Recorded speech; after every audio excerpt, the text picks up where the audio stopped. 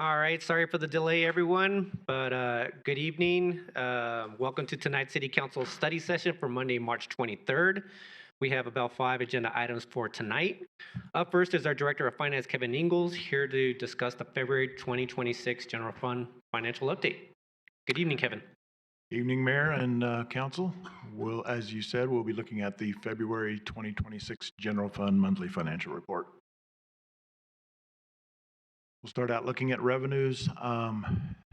Early in the year, there's a lot of timing differences. We'll see that on the expenditures as well. Really, the only thing on this slide I wanted to point out is the sales and use taxes. Starting at the end of last year, and it's carried over into this year, we are seeing an uptick in sales tax collection, so that's good news. Overall, we're about $700,000 above last year, or 6.2% ahead of last year's pace.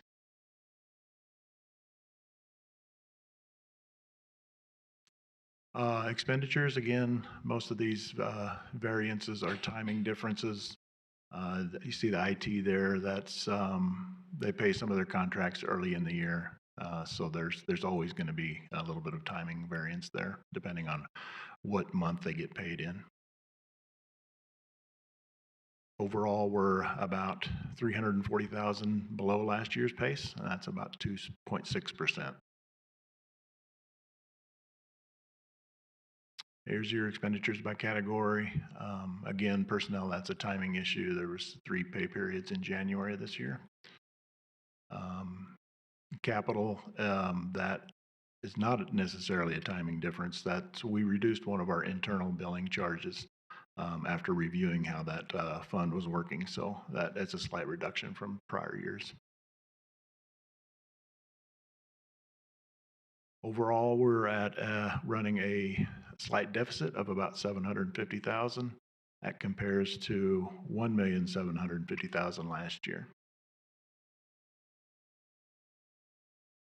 Only the one transfer so far this year, and that's transfer into the general fund for debt service. And here's your fund balance composition. I wanted to start by looking at the 2025 preliminary column there. You'll see the bottom line there. Right now, we're not finished with our audit yet, but we've got about a $1.7 million unassigned fund balance. That's over and above the 16.7% middle of the reserve range. That's about $2 million better than what we had budgeted for. So once again, the end of the year came in pretty strong for sales tax. So that makes up a lot of that. And that carries over into 2026. We have about a $1.3 million unassigned fund balance over that $12 million reserve. The only other thing on this slide I wanted to point out is the Tabor reserve. It did go up, and that's based on a calculation based on revenues. And since revenues were a little higher last year, we do have to reserve a little bit more for Tabor. That is the general fund report. Mr. Engels, thank you very much for the presentation. Any questions from members of council? Seeing none, Mr. Engels, thank you very much for your time tonight. Thank you. All right, moving on to the second agenda item tonight, we have ColoRADscape Updates. So we have our Sustainability Program Manager, Melissa Englund, members of the Sustainability Commission, including Mr. Emmelhainz, Deputy Building Official Kerry Babin, and Co-Compliance Supervisor Alexander Futro, here to provide us an update on Colorado.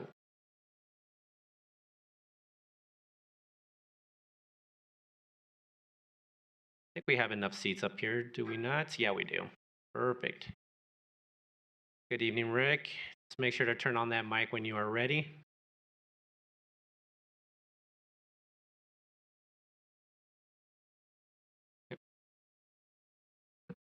Good evening, Mayor Sierra and members of City Council. Thank you for the opportunity to speak with you again this evening about the ColoRADscape program.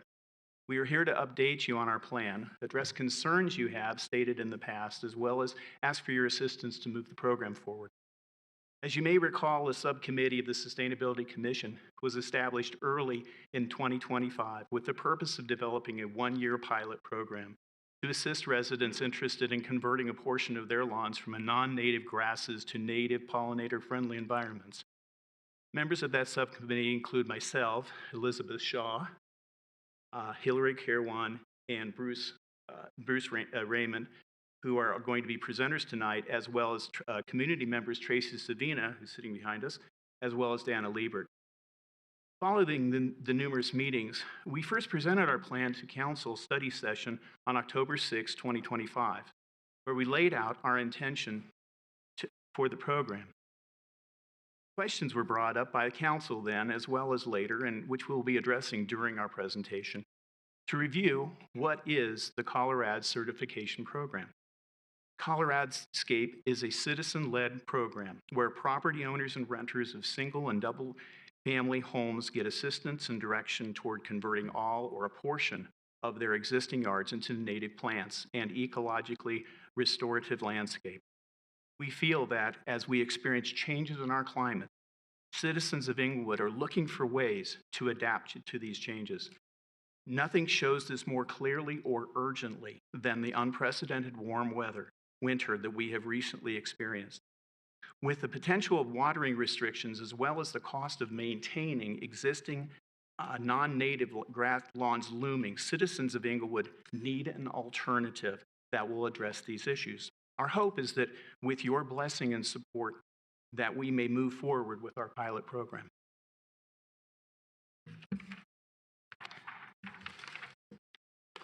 Why does Englewood need ColoRADscape? One is to empower citizens. Native landscaping is unfamiliar to many, and there is a learning curve. The plants are primarily native plants that are pollinator friendly and need less water once established, but they do have different needs than typical nursery plants, including soil preparation, watering schedules, and seasonal maintenance. We don't want people to fail as they try out a new type of landscape. So to this end, resources will be provided in person and on the ColoRADscape website that include everything from soil preparation and irrigation needs to plant selection and seasonal maintenance.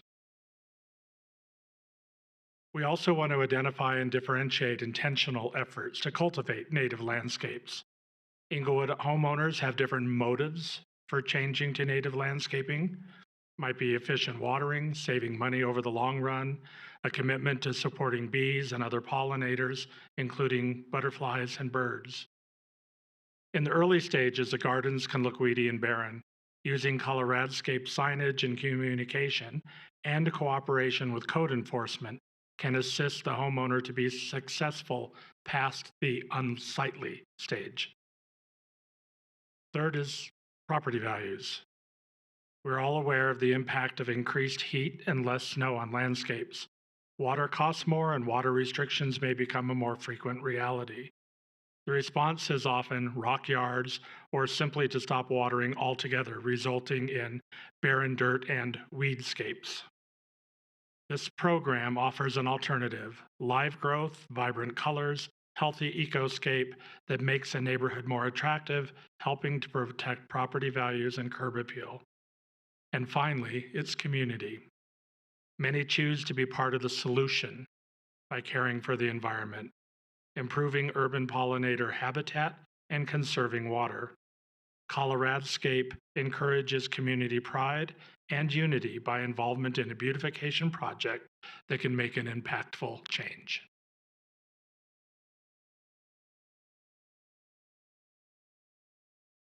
So when we look at what residents actually care about, one thing is very clear. Livability matters most. It's the top-ranked priority in the community survey. People want Englewood to feel like a better place to live on the day-to-day. So native landscaping is a simple way to move the needle on that. It improves how neighborhoods look and feel without requiring a major investment. And at the same time, it's going to bring real functional benefits by improving air quality, reducing flooding, and takes pressure off of stormwater systems as well. This also ties directly into the city's climate goals. So the draft of the strategic plan calls for more climate adaptation and mitigation efforts, and native landscaping supports both of that. These are plants that are built for Colorado, including drought, hail, and unpredictable weather. So instead of constantly replacing landscapes, we're really investing in something more durable and sustainable. Now, water use is another key factor. So replacing water-intensive turf with native plants significantly reduces water use and helps improve that soil health. That's a long-term win, and it's not just a seasonal one. This also supports those broader goals around parks, placemaking, and neighborhood identity. Native landscaping helps create a stronger sense of place and gives neighborhoods distinct character without requiring expensive infrastructure projects. And importantly, this reflects what residents have been asking for. There's been consistent feedback around sustainability and climate resilience. A program like this is a visible way to show that the city is listening and taking action.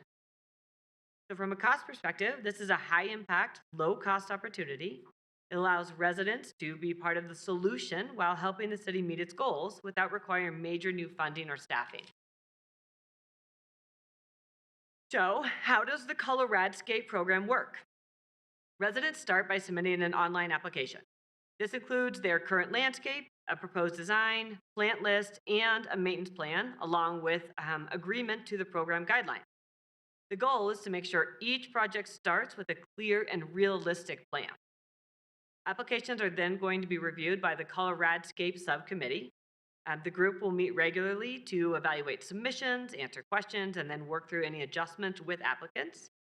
And the focus is not just on approval, but on supporting residents and creating projects that are both achievable and impactful. So once approved, the project is formally registered and assigned a ColoRADscape contact. This provides a clear point of support for the resident and also ensures that code compliance has visibility and a clear reference point. So there's going to be alignment across those departments as projects move forward. As the project begins and the yard shows its first visible signs of transformation, a ColoRADscape certification sign is given to the owner to be placed at the property. So this helps build awareness and really encourages that broader community participation.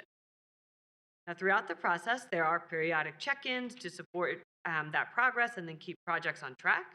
And internally, the team also meets to review active projects and ensure that follow-through. Now, overall, the program is designed to be straightforward and supportive for residents, while also making sure that each project contributes to the city's long-term sustainability goals. The ColoRADscape program requirements ensure that participating yards are attractive, well-maintained, and provide maximum environmental benefits. They also keep the program approachable and flexible so that regardless of somebody's level of experience, they feel comfortable applying and can make decisions about what works best for their yards. And as Bruce mentioned, we'll provide them with resources to assist them during that process. The 6 requirements are as follows. First, the area must be at least 25 square feet. This is small enough to be approachable to people who are new to this type of landscaping, but big enough to show that they're serious about the commitment involved. 75% of the plants in the landscaped area must be native to our region. This threshold improves biodiversity,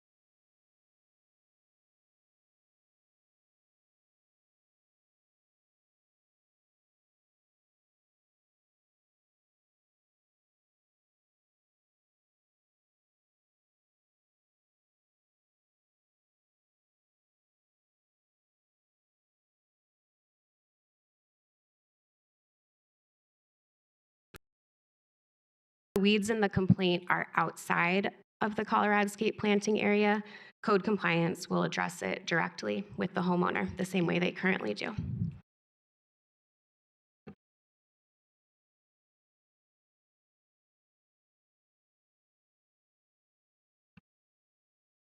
As mentioned earlier, members of City Council have expressed some concerns about the proposals, specifically regarding the commitments of city staff, as well as how our program would affect the efforts of code compliance to complete their task of enforcing the grass and weeds ordinance.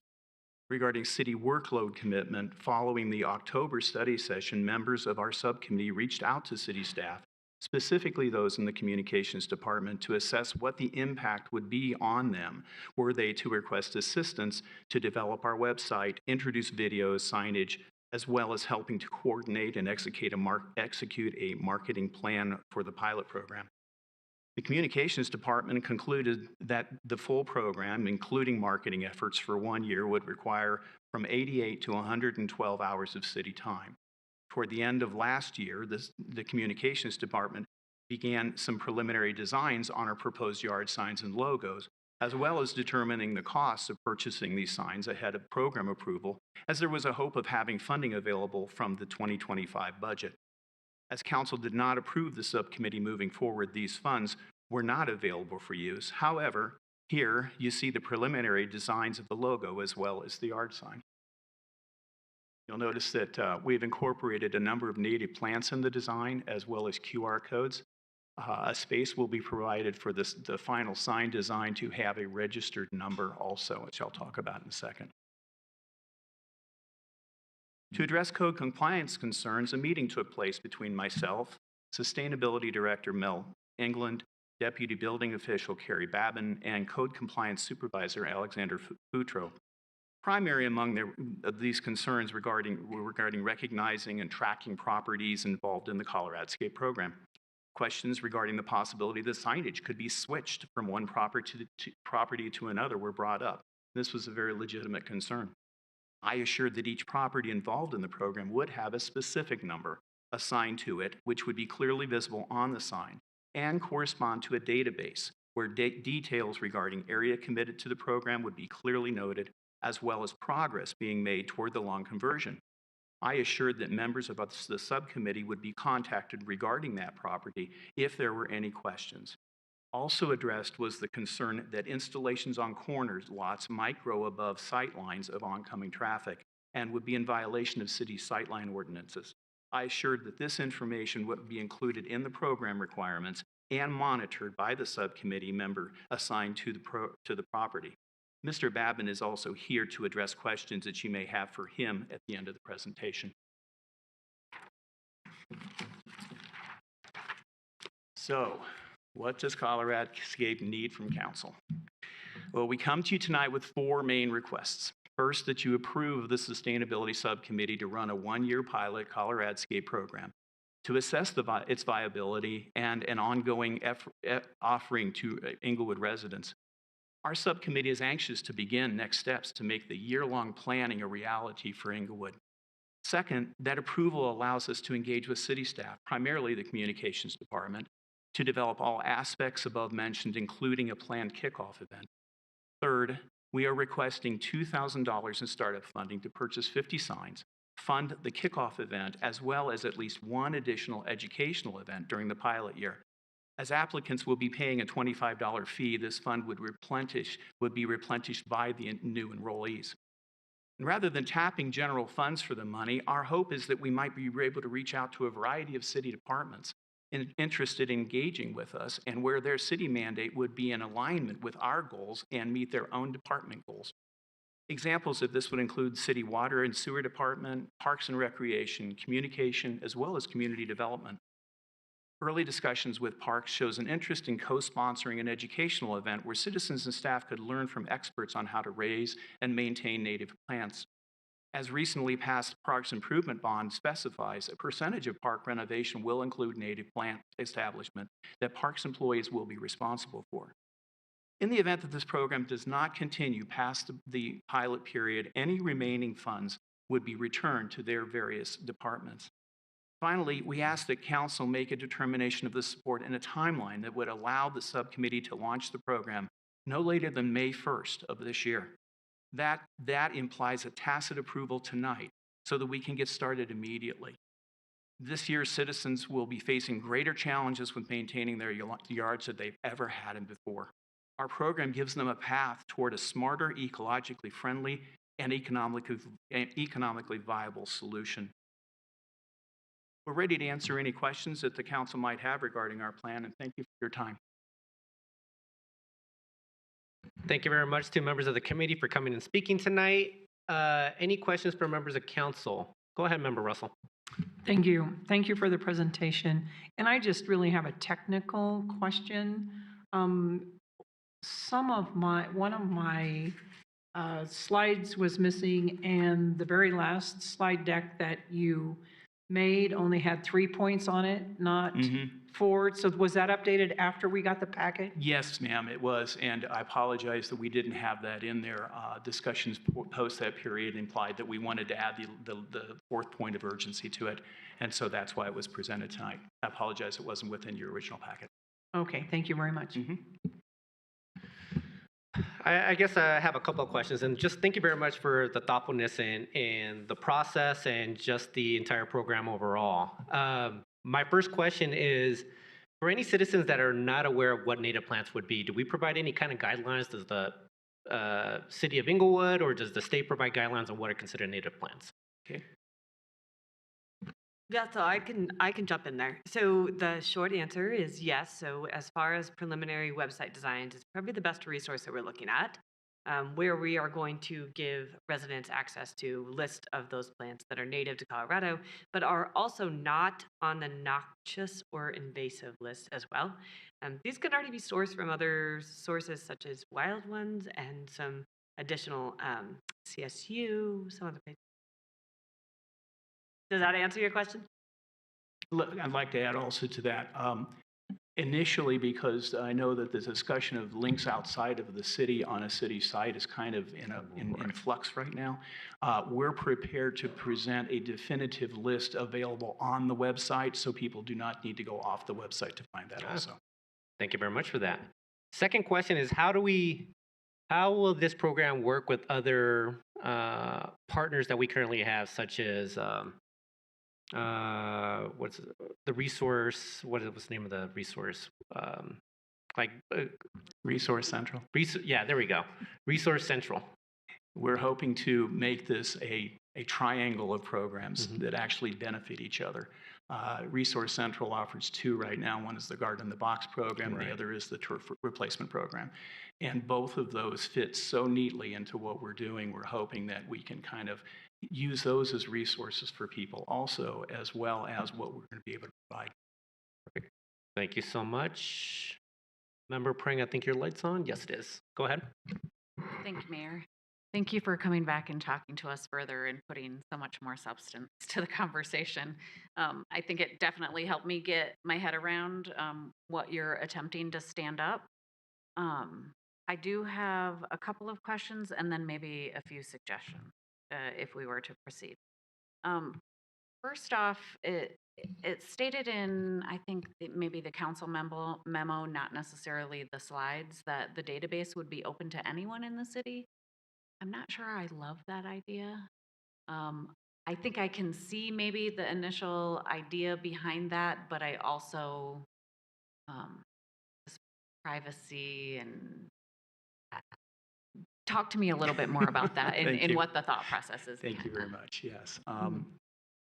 Yeah, I probably overstated that. I'm assuming that there is availability of being able to find that database within the city network to those who need it. They would be able to locate that information, specifically code compliance. However, if there's other departments that might want access to it, that would be outside of my purview here. But we could certainly limit that access.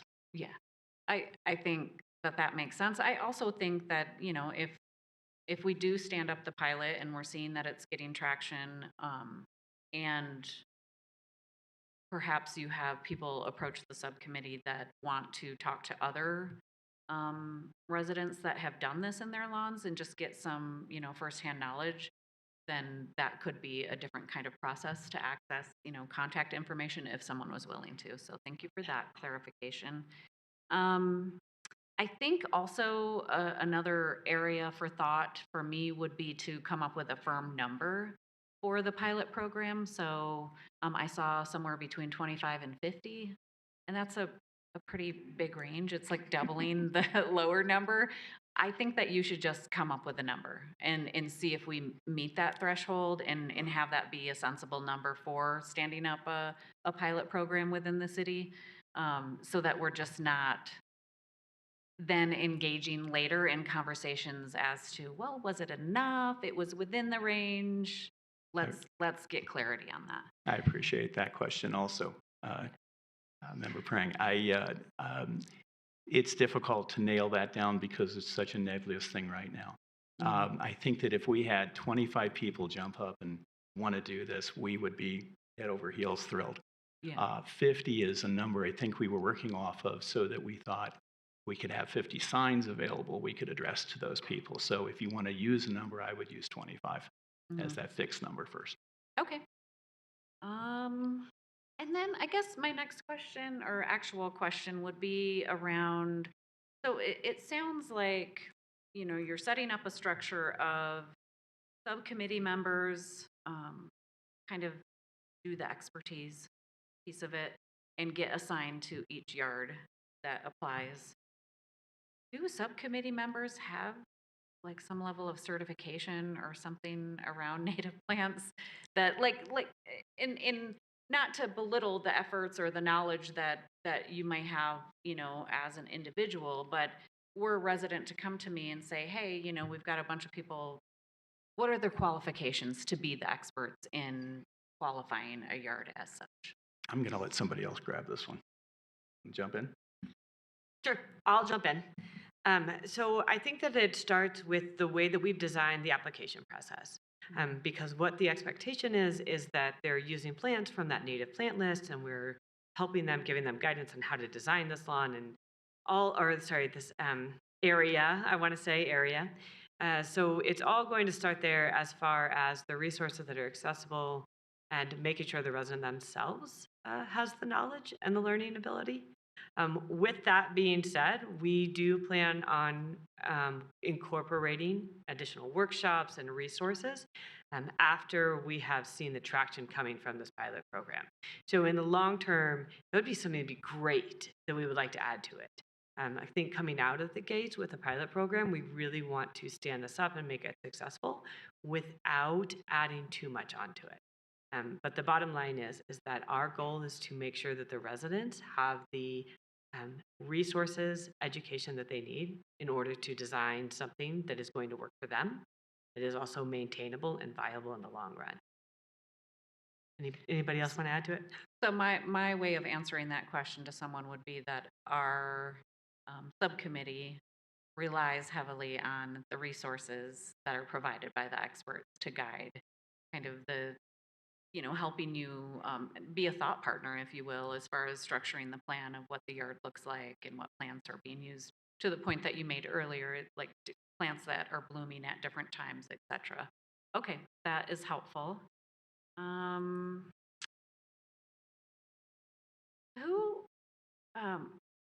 have a few pieces in some of the wording that, and I know that I'm getting a little nitpicky, but people ask questions like this. Can we define, like, if we were to move forward and you're, putting all of your documents and the web page together, can we better define what first evidence of transformation means? That seems pretty subjective to me, and I want to make sure that we have a consistency of application of determination around that before someone's actually given the sign, so that we can assure that there's no accusations of favoritism, that I like this person in this yard better, so I'm going to say that they're transforming, but this one isn't. Just having some assurances. City council members are the ones that are going to get those calls and emails were something like that to happen. So I would assume we could get some better definition on that. Thank you for that question. I think that that's exactly where we're at right now in terms of determinations. We have taken the tack of saying, is it when they turn dirt, or is it when they plant plants, at what stage do they merit that?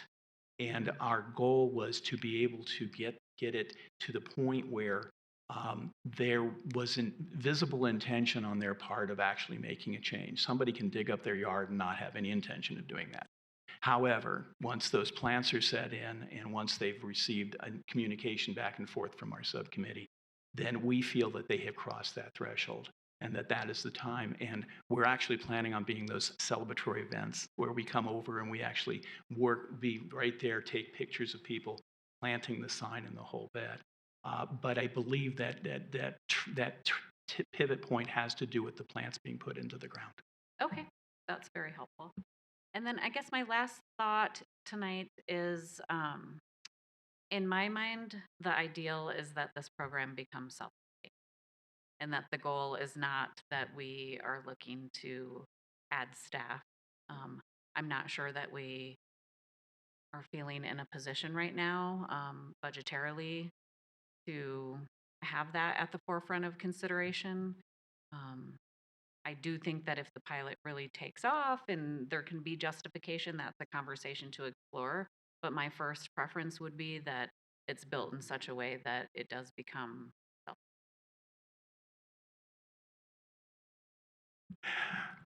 That's absolutely the plan. Okay. We had originally had hoped to be able to figure out ways to fund this thing completely separately. And we finally, as a group, said, I'm sorry, we're going to have to ask for money. There's just no way we can't kick this thing off without some funds.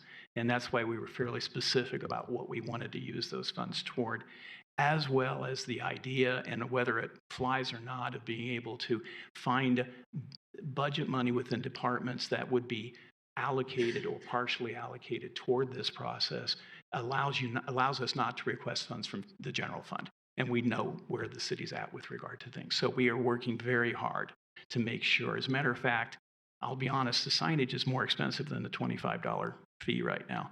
And we are feeling that if we get the pilot programs is an inducement to get some people on board with it and get them successful so that we have some examples. And we'll probably end up raising the fee going into a second year so that we can account for and budget and manage all of that. So we do hope to make it a totally self-sustaining program. Perfect. That addresses my exact thoughts. Thank you. I appreciate all of your input. Any further questions from members of council?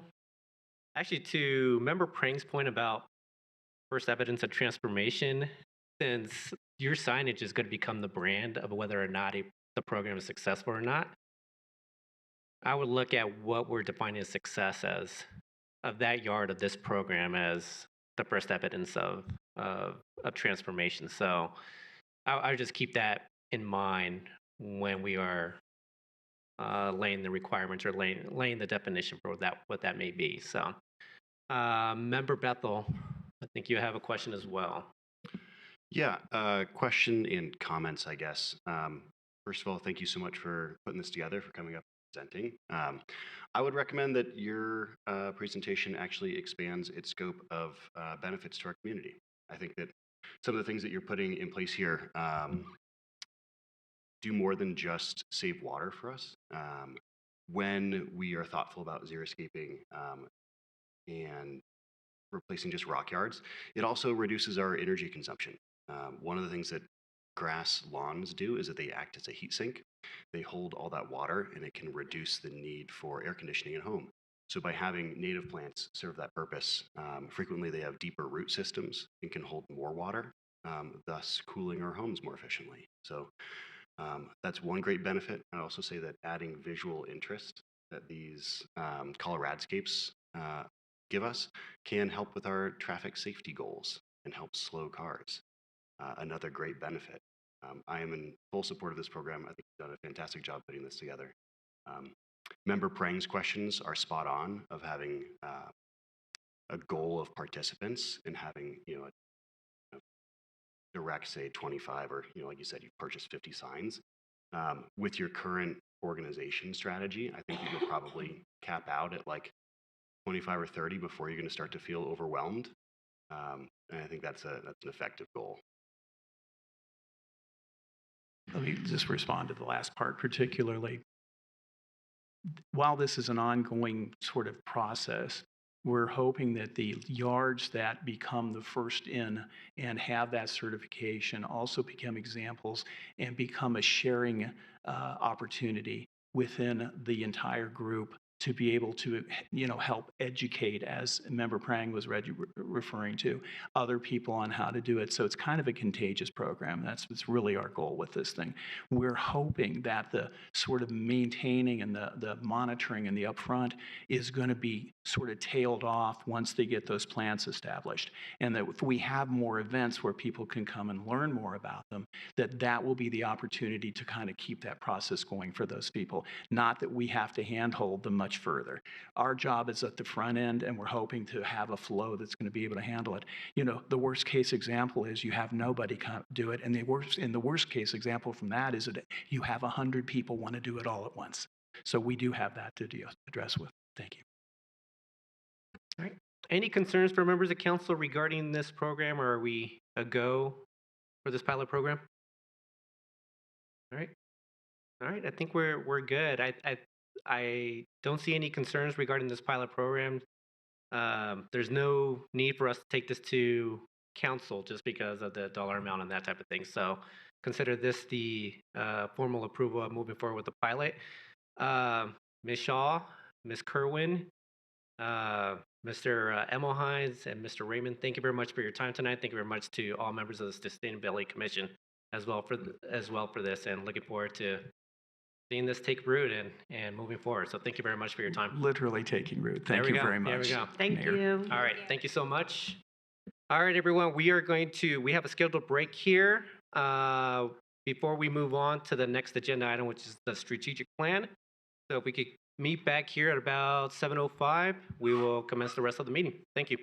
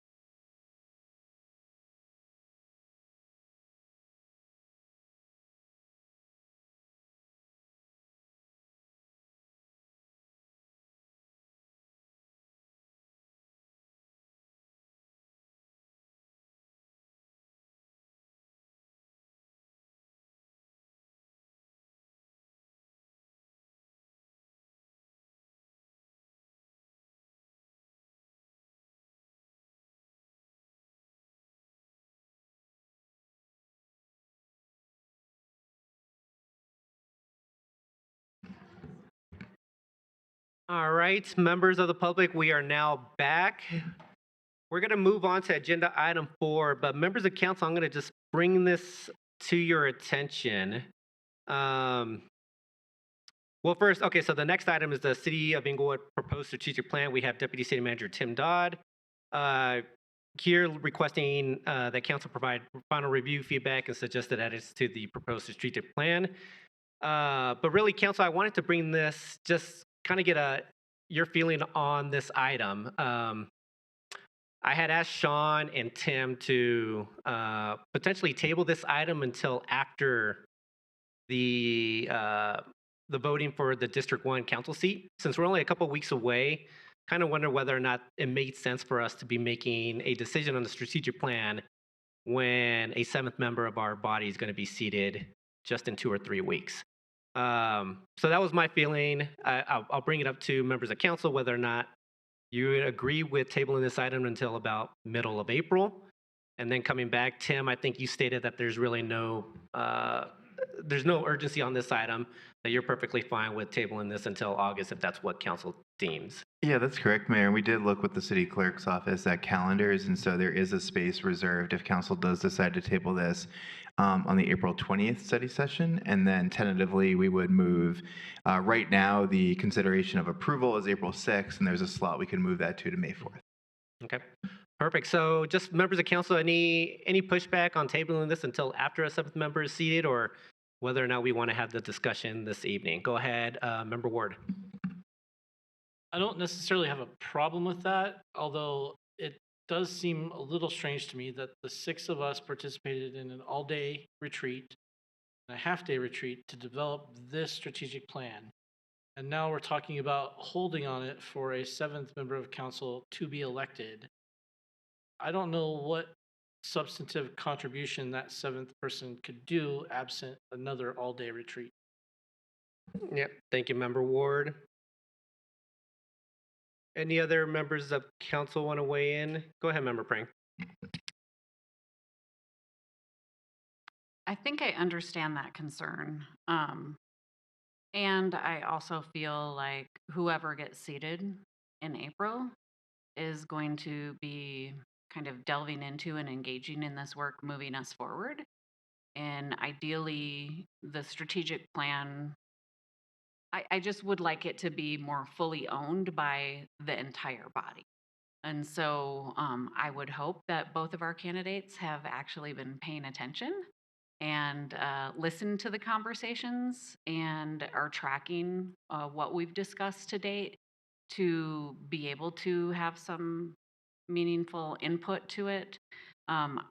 You know, this is about the future, and that 7th person is going to represent our future. So I would prefer to table it until that time. Thank you very much, Member Prang. I do understand your concern, Member Ward. I think we do have a blueprint for what the strategic plan will look like moving forward. The only things that may change, maybe we may add an outcome area or two, maybe some of the projects that are going to be part of that project, but ultimately, I feel okay with the 7th member having a say in what that may look like for those last remaining pieces. That was my thinking behind it. I understand your concern for having the discussion now, since we were the ones that basically outlined the areas, but I think we have a good base today that I don't think will be hurt by waiting just a few more weeks. Mayor Pro Tem?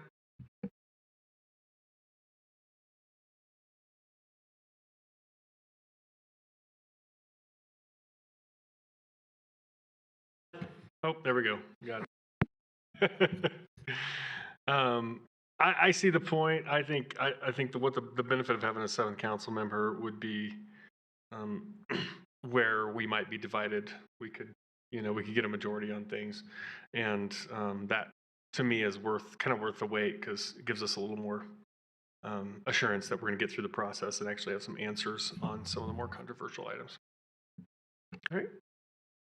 All right, so I think I got enough to table this item. Since this is a study session item, do we need a formal, well, there's not a formal vote, but I think we're just going to table it until mid-April.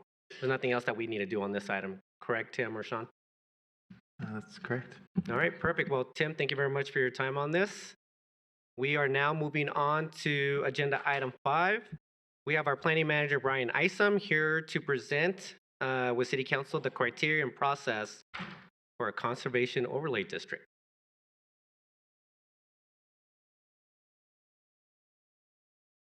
Good evening, Mr. Isham.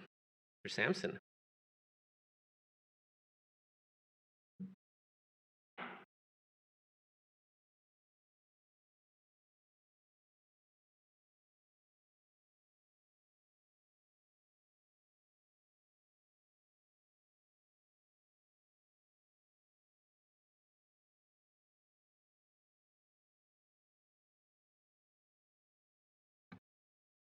Okay, I'll go ahead and get started while we wait for the PowerPoint to come up.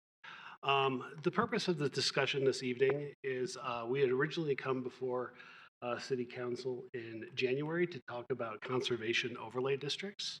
And then Council gave us direction to kind of do a little more research into this and come back. And so since we couldn't come back here until March, what we did was we did some proactive research on what other communities have done for conservation overlay districts, and we also did a study session with Planning and Zoning Commission and the Historic Preservation Commission to kind of get their input.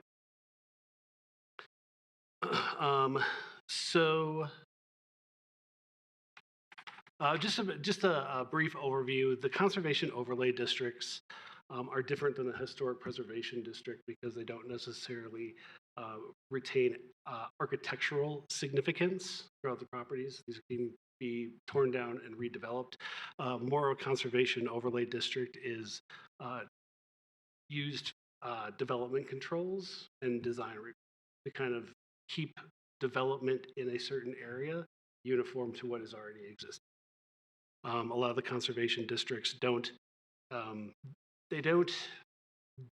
restrict uses on a base zone district, but they just restrict through development controls.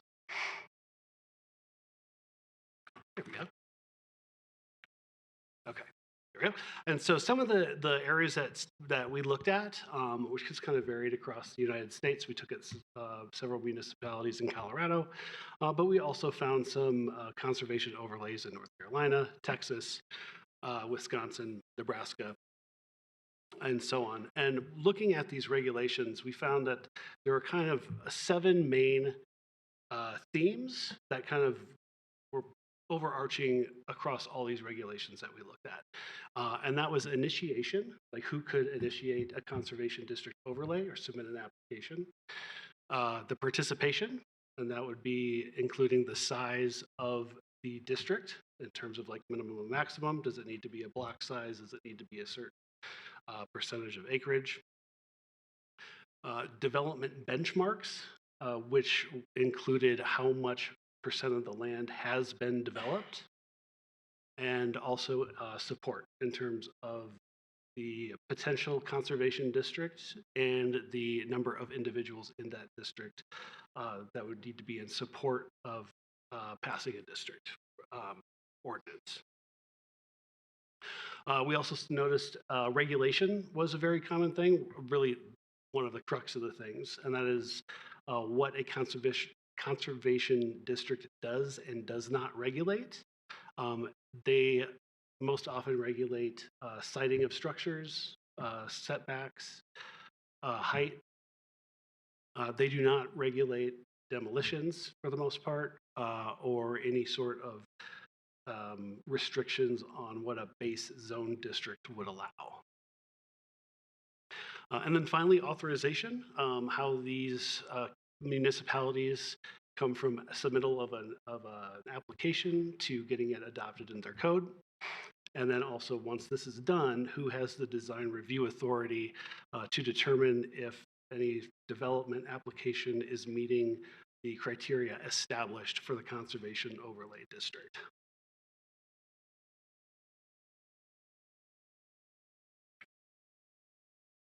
And so using those items, we came up with a list of questions that we asked P&Z and the Historic Preservation Commission.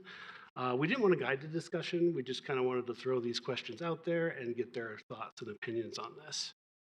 So we included who can initiate a request, the minimum size and development standards, are portions of private property are not appropriate to regulate, should neighborhood meetings be a requirement, and what appropriate or inappropriate design review authorities, and then any other thoughts that they had. So Planning and Zoning Commission, their main things were they did not want to see conservation overlay districts used as a tool to restrict zoning or restrict density in the base zone district. They also said it should be used in addition to existing zoning requirements and not vary from that. They also said they would like to see historic preservation efforts done first in a community or in a proposed district, and only kind of go the route of a conservation overlay district if the historic preservation district would not really apply in that situation. They said that regulations should be restrictive, include a high level of participation from property owners in the proposed district, and basically having a high bar set for the approval or adoption of a conservation overlay district. Historic Preservation Commission, they recommended that conservation overlays should include clear development standards, I guess minimum lot size, height restriction, setbacks, etc. And also they wanted to see neighborhood meetings be a requirement of part of the application process. And then they wanted to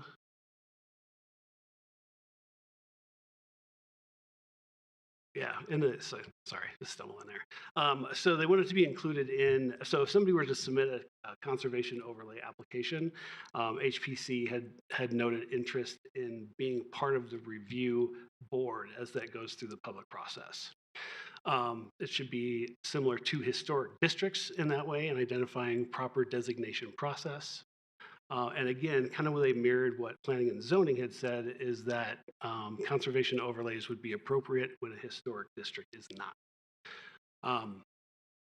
And then the other thing was that the standards for both of these, if there's a conservation overlay and the historic district process in place, that they were developed in a manner that they would not incentivize one process over another.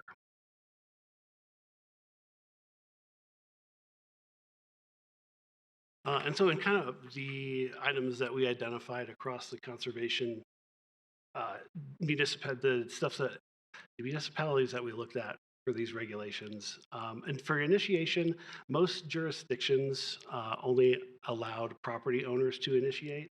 There were a small handful that did grant some of this ability to city councils or historic preservation commission or even planning and zoning.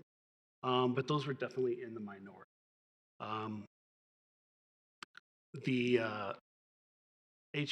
P&Z on this point, Planning and Zoning and Historic Preservation did prefer that the process be initiated by property owners in the proposed district. And they also mentioned to have this in a way to avoid what would be considered almost like a hostile designation process of somebody outside of that district coming in and saying, and proposing a conservation overlay district.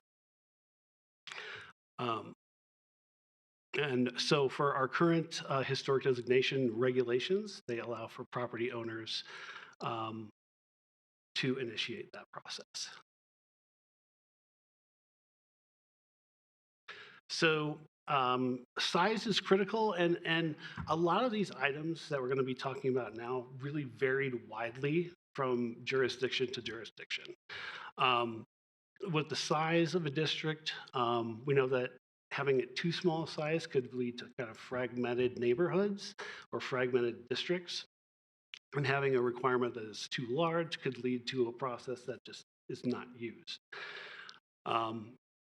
So again, a variety of different requirements between jurisdictions. We saw things from a minimum of 1 block face to 4 contiguous properties in a block face to acres. And that was more for rural areas like Kearney, Nebraska, where they've thrown out an acreage size rather than a parcel size. Currently, our historic landmark designation process does not have a minimum size requirement.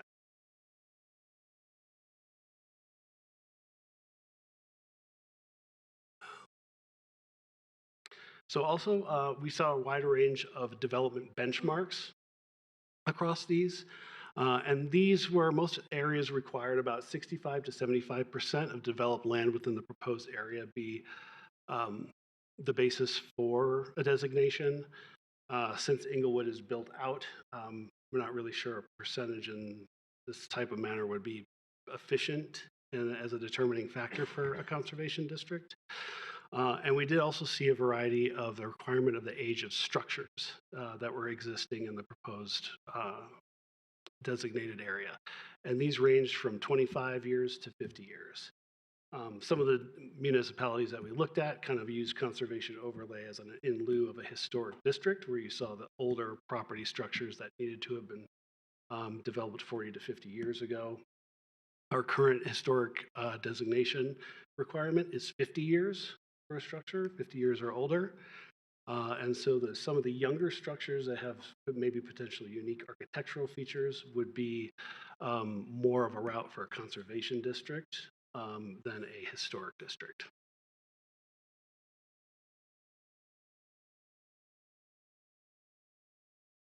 And then for participation, these were pretty uniform across the way. It was like greater than 50% of property owners within a proposed district would need to have approval of this process or approval of submittal of an application.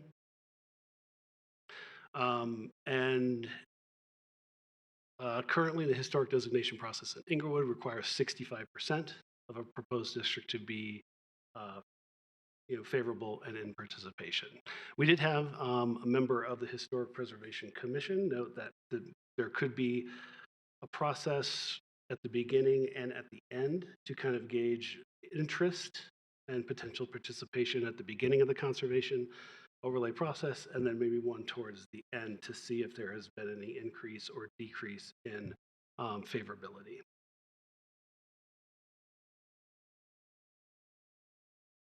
So in terms of what can be and cannot be regulated, these are architectural features, including height, materials, setbacks or development standards, lot size, lot coverage, siting of structures, density, and land uses were also in a couple of them, but those were more rare that we saw. And then we did see stuff that was explicitly not regulated, and that would be interior alterations, demolitions, routine or emergency repairs, paint colors, and we did have one jurisdiction that did restrict some land uses. But that was something that both P&Z and HPC they weren't really keen on that idea.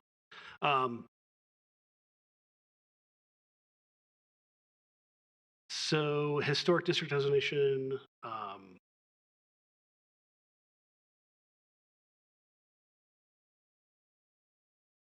currently requires review of construction, alteration, or relocation of demolition involving exterior of any landmark or property within a historic district.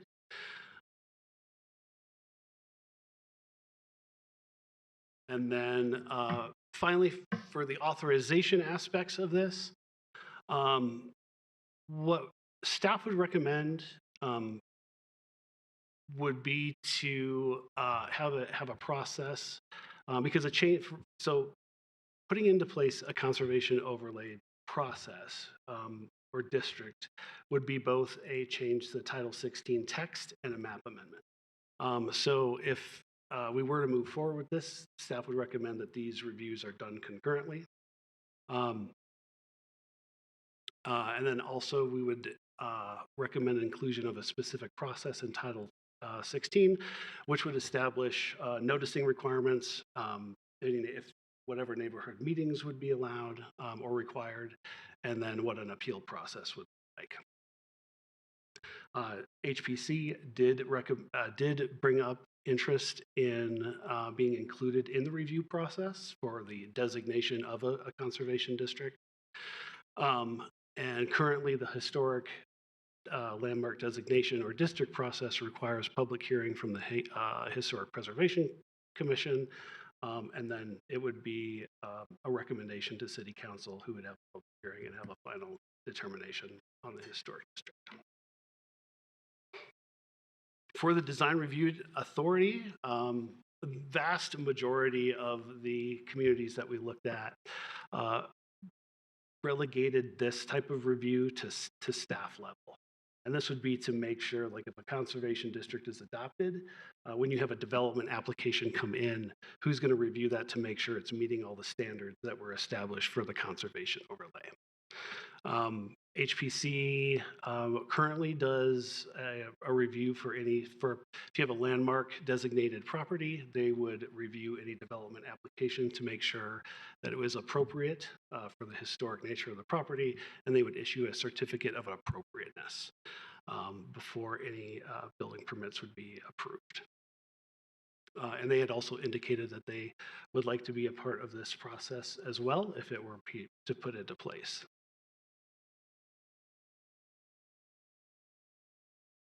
So right now, we're kind of looking for next steps. We'd like to determine if, one, a lot of these areas have requirements for conservation overlay districts that have the applicants work with staff or work with P&Z to develop a conservation plan, and so that it's documented, so we have like a reference guide to look at for review. For development applications, and if so, what we would want to look for in those. Yeah. So right now, Council in January chose to move this discussion forward, but really wanted control over the criteria and to have a lot more discussion about how do we set these criteria.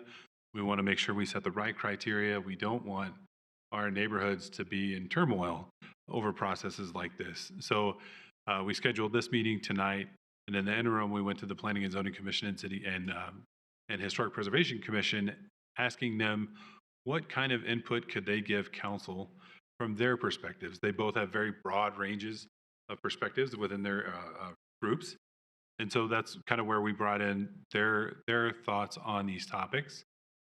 And the HPC really did not want a conservation overlay process or historic designation process to incentivize or negatively incentivize the other.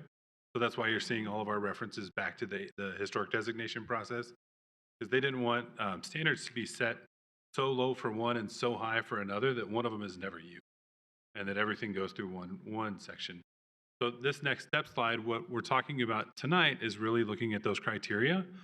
If council chooses to start looking at the criteria, these are the items that we have to do further down the line. They're not our next steps, meaning tomorrow we'll start work on them. First, we need to set the criteria. If council chooses to go forward, after criteria is set, that's when we start looking at, is a neighborhood plan appropriate? What does that neighborhood plan look like? Many cities do this. And then we would start drafting our Title 16 amendments and then bring them back at this bottom bullet says we currently have the state law amendments in process. We don't want to run two things concurrently. There's some issuing with noticing, and we don't want to make things confusing for the public. So the next round would likely begin in mid-June or early July. I don't know if this falls in that timeline or not, but that's kind of what the discussion is tonight, is really about criteria and where does council want to go with setting those criteria. If it's more public engagement, we can go that route. If it's discussions tonight, we can go that route. But I'll turn it back to Eric real quick. No, that was pretty much all I had. And then we just have questions and discussion. Mr. Sampson and Mr. Isham, thank you very much for the presentation. Any questions for members of council? Anyone want to start us off here? Go ahead, Member Prang. Thank you. So I'm not, when you say establish criteria and have that conversation, what do you mean exactly? Is it part of this presentation, or we need to flesh out that conversation more? Like, what are we focusing on? Are we focusing on design or size and placement on lots? Like, can you define what criteria is as far as what you just described you were looking for tonight? Sure. And that's a great question. So what we did in the interim was we found these different municipalities' ordinances and tried to break it down into these primary subject areas. So how is an overlay district initiated? Who can initiate it? What do they need to submit? What does participation look like? So is it based on a specific size of a development or a neighborhood? So I think one city did 4 continuous lots. Some did block faces, some did acreage. How do we look at size? What's appropriate for Englewood? Development benchmarks. So some cities had rules that said that a certain percentage of the neighborhood had to be developed before a certain time. So you weren't setting overlay district standards for a brand new development. You were setting overlay district standards for an architecturally significant older development to try to preserve it. So really what it is taking what we've seen, these common elements and themes that we saw from other municipalities, and trying to determine what's best for Englewood. How do we need to approach these things? So I don't anticipate that council is going to make every single decision tonight. I do think that if this process goes forward, it's going to be a lot of conversation. And I think that's where we're at now is where does council want us to go? Do you want us to do more research trying to put together, what staff or Planning and Zoning Commission and Historic Preservation Commission feel are the most appropriate criteria? Does council want more discussion on that? Or do you want to see what other groups recommend? Do you want us to go out to the public? I know we have neighborhood nights coming up in a few months. We've had a lot of success going to neighborhood nights and doing a lot of outreach, so we can go that route. So I think that's kind of where we're at is where do you all want us to go? Do you want to have a lot more discussion about what these criteria are? Are there certain criteria that you feel are the most important? I know we've heard from a lot of community members on this topic and on both sides. So it's a very big discussion. We completely understand that, and we're trying to look for all the input that we can get. Yeah, I appreciate your willingness to go slow in the conversation. I do think that there's a lot here. So, I mean, for me, just initially, these areas make sense to be the areas of focus for the conversation. I'm not sure that I have definitive answers on any one of them, other than I think that there was a lot of alignment with planning and zoning and the historical commission on initiation and, issues like maintaining the base zoning and land use and not altering that. I do think I would need more information on like the sizing of overlays to be able to try to get my head around and like have a conversation on what's best for Englewood with that piece of it. I'm not sure. I think that's the piece that really stood out to me that was the most challenging to get my head around. And then as far as the authorization process, I guess I do have some question about, so it seems like there's a strong interest from historical preservation to participate and to have some say in the process. And it also seems to me like they already have a process and kind of have some level of expertise or at minimum experience in doing the process. So is there anything that would prevent us from like setting the criteria and doing the structures of everything and doing the title changes, but putting them in charge of the process? Since they already do it, or is there a conflict of interest there? So you mean having them be the design review authority or having them be the group that kind of sets the criteria for what? Maybe I was thinking more in terms of the design review piece of it. Like, I think council should absolutely help have the conversations to set the criteria along with staff expertise. But given, and I just don't think that that we're gonna see 20, requests for conservation overlays in the next year. So it just seems like because they already do a similar process, that it could make sense for them to do this process once we figure out all of the pieces of how it's structured. That's a great question. It could certainly work that way. And we can write the process however we see fit, right? It's our process. So if the decision was to have the Historic Preservation Commission be kind of a informative body into the process and like what kind of features we're looking for, or helping kind of mold that neighborhood plan element, we could certainly do that. A lot of municipalities, some municipalities, I won't say a lot, give conservation overlay districts, each individual district has the ability to determine what their design review authority is.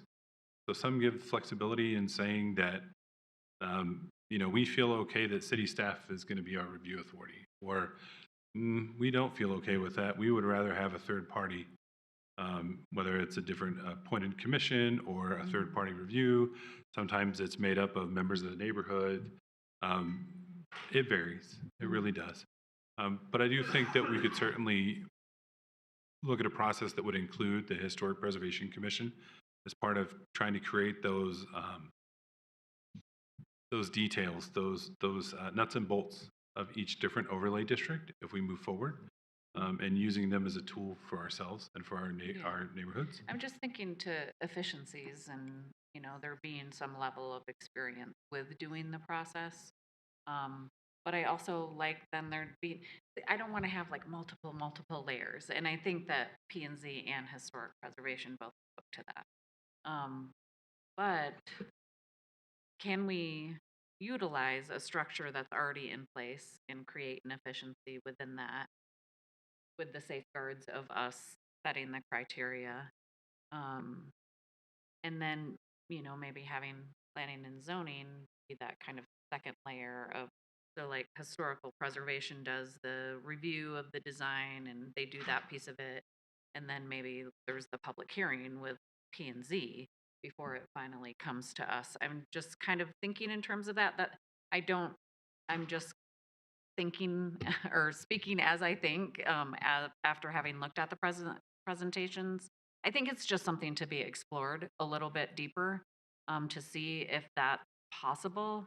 And then I guess the only other thought that I have for right now is I would be very supportive of that beginning and end, reaching back out to the community process. I think there would be a lot of benefit to kind of having that initial interest demonstrated, but then you get the neighborhood plan put together and here are the design elements that they want to conserve or whatever to create the overlay. And then we gauge again whether having some of the details of that plan present and in front of the public shifts. Because I just feel that then council like has more assurance to say yay or nay as a final decision on something. If, you have a problem, you get presented information, and then you get to think about it and come back and say, does this information shift me from where I originally was? Thank you. Thank you, Member Bryan. Member Bethel. Thank you for your presentation. I appreciate the work you've put into this so far. I'm happy to voice some opinions for the questions that you've posed this evening. First, as you discuss initiation, it hadn't occurred to me that someone from outside of a neighborhood would want to initiate a conservation overlay for residents of that neighborhood. I could see how they might want that, but it shouldn't be their business. I think this is a tool for the neighbors, for the neighborhood. So in my eyes, this is something that would be initiated by someone living in the proposed overlay district. As far as size goes, I think it presents a question of what is the difference between historic preservation and conservation overlay? To me, historic preservation is on a slightly smaller scale. It could be 1 building, 5 buildings kind of thing. whereas a conservation overlay is meant to encompass a district or a larger neighborhood theme. Because historic preservation guidelines tend to be more restrictive versus a conservation overlay, which is more of a zoning tool and as such is a little bit more generous in its kind of what it requires of a neighborhood or of a district. As such, it would fit better in a larger area. More people would be inclined to participate. I think that we set guidelines in our historic preservation at 65%. That seems to be an agreeable number if we've already come to it in historic preservation. I think that is a strong neighborhood participation in order to move something forward. And then as it comes to design review, I know that that term means different things to different people, and we're using it in multiple contexts tonight. But I want to focus that in a conservation overlay, design review, in my eyes, isn't the term that we're using, right? It's we're not discussing artistic merit of anything. While there might be unifying characteristics of a conservation overlay in order to create that overlay, I don't see the design review as like something that, like I said, discusses artistic merit, because art is hard to define. Can't judge what is good art or bad art, or if it's art in general. All we can say is if there's a unifying theme, and then if we establish that zoning criteria, whether or not it fits the zoning criteria, right? Lot setbacks, roof pitch, etc. So I think that, I guess, utilizing the Historic Preservation Committee could be useful if we're trying to identify key themes of an area, if they're proposing a conservation overlay. But beyond that, there shouldn't be a discussion of like design review. Thank you, Member Bethel. Member Russell.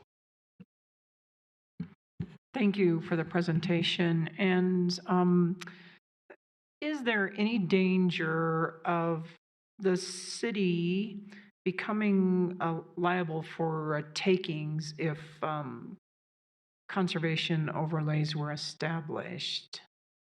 I mean, I heard back when they established the conservation overlay over by Swedish Hospital that after it was passed and everything, there was some concern that perhaps some residents could have sued the city for takings. So I don't know if that is a possibility. City Attorney, do you want to weigh in? Yes, that's a good question, and I'd like the opportunity to do some legal research on it and to look into some of the case law on point. Certainly, if you take somebody's property and restrict their use, there could be a potential for taking, and I know this has been the subject of litigation. So if that's okay with council, I'd like to defer answering until I can thoroughly research it. That's fine with me. Thank you. Mayor Pro Tem. Thank you, Mayor, and thank you for the presentation. I just wanted to provide kind of some general feedback from my perspective. You know, this would be, zoning already is a, you know, the zoning regulations in general are also already a property, you know, use restriction. And this is adding another layer of restrictions. I know one of the things we did with Code Next was to try to remove some restrictions to allow some more freedom in development and that kind of thing. So I guess if I was going to try to, you know, influence this in a certain direction, I would want to aim for, you know, making the regulations on this things that would have only a small impact on property owners. You know, so if somebody wanted to build an ADU for their aging parents or whatever, we don't want to create regulations that would make that impossible. Or if there are, you know, design style, you know, guidelines that they have to follow, we don't want to make them such that they impose a great cost to initiate those. I would hate to see this have a negative impact on the neighborhood over time, because it makes it too expensive to maintain and update the houses, and so they just get worse over time. So I would want to keep the requirements minimal and keep the the entry point high, so at 65%, or I'd be even interested in higher. I guess I'm most concerned about with this is about the people who are the losers on the deal, right? When they go out to vote, and if 35, it passes with 66%, and there's enough people, 34% of the neighborhood didn't want this at all, then they should at least have the consolation of going, well, at least it's not going to cost me very much or prevent me from from doing the things that I actually want to do with my property. So I just want to, like, I don't know whether I'm going to end up supporting this at all, but in the end, but in the meantime, I hope that that's the direct. We're recognizing that this is going to impose a burden and a cost on people who vote against it if it's voted on by the neighbors, and that's where my biggest concern lies with this. Eric and Brian, I guess let's start here. So can you tell me why we're at this point where we're looking at a conservation overlay and not the historic designation that we currently have in place with HBC? What was the reason behind going this route? So going this route, it all started with some folks in the neighborhood. They did not necessarily want to go through the historic preservation route. They wanted to look at other options that existed within other cities. So we looked at other communities and found conservation overlay districts as an alternative to historic preservation. Historic preservation to some people is a little bit onerous. It can be a very difficult process to make changes to your property. It requires approval by another third-party groups or your historic preservation commission. And some folks don't necessarily want to go that route. They want a different route, but to offer very similar protection. So looking at architectural characteristics, really looking at what does your building look like? Where is it located? How's it situated? Things like that. So that group of citizens worked with former council member Newton Camp to bring this forward to council for a study session, just to kind of start the discussion of, is this something that council wants to entertain? Do we want to go down this route? At the meeting in January, council said kind of hesitantly, yes, but we really want to look at this a lot deeper. I think we've heard, at least I've gotten a lot of emails from folks kind of on both sides of the fence. So the winners and losers, as Councilmember Anderson talked about, people that support this idea, people that do not support this idea. We understand that, is planning, that's kind of what we do every day. So now it's really asking council, this is probably the hardest part of the conversation. How do we set this criteria? What are our benchmarks? What level? And I think Councilmember Anderson's comments align almost identically with what we heard from the Planning and Zoning Commission. Is this shouldn't be onerous. It should be very difficult to get there. We should set a very high bar to get to this process. Once it's there, it shouldn't be too onerous to move past it, to be able to construct what you're looking for. So it should be more of a layer of extra design guidelines on top of a property than to start eroding the zoning that we worked so hard for 2.5 years to get put in. Okay. Perfect. Thank you for that, Brian. And I would agree with that. I think that is the direction that I'm leaning towards on this. I guess secondly, regarding the design standards, because we have, South Broadway has design standards now after we passed them last year.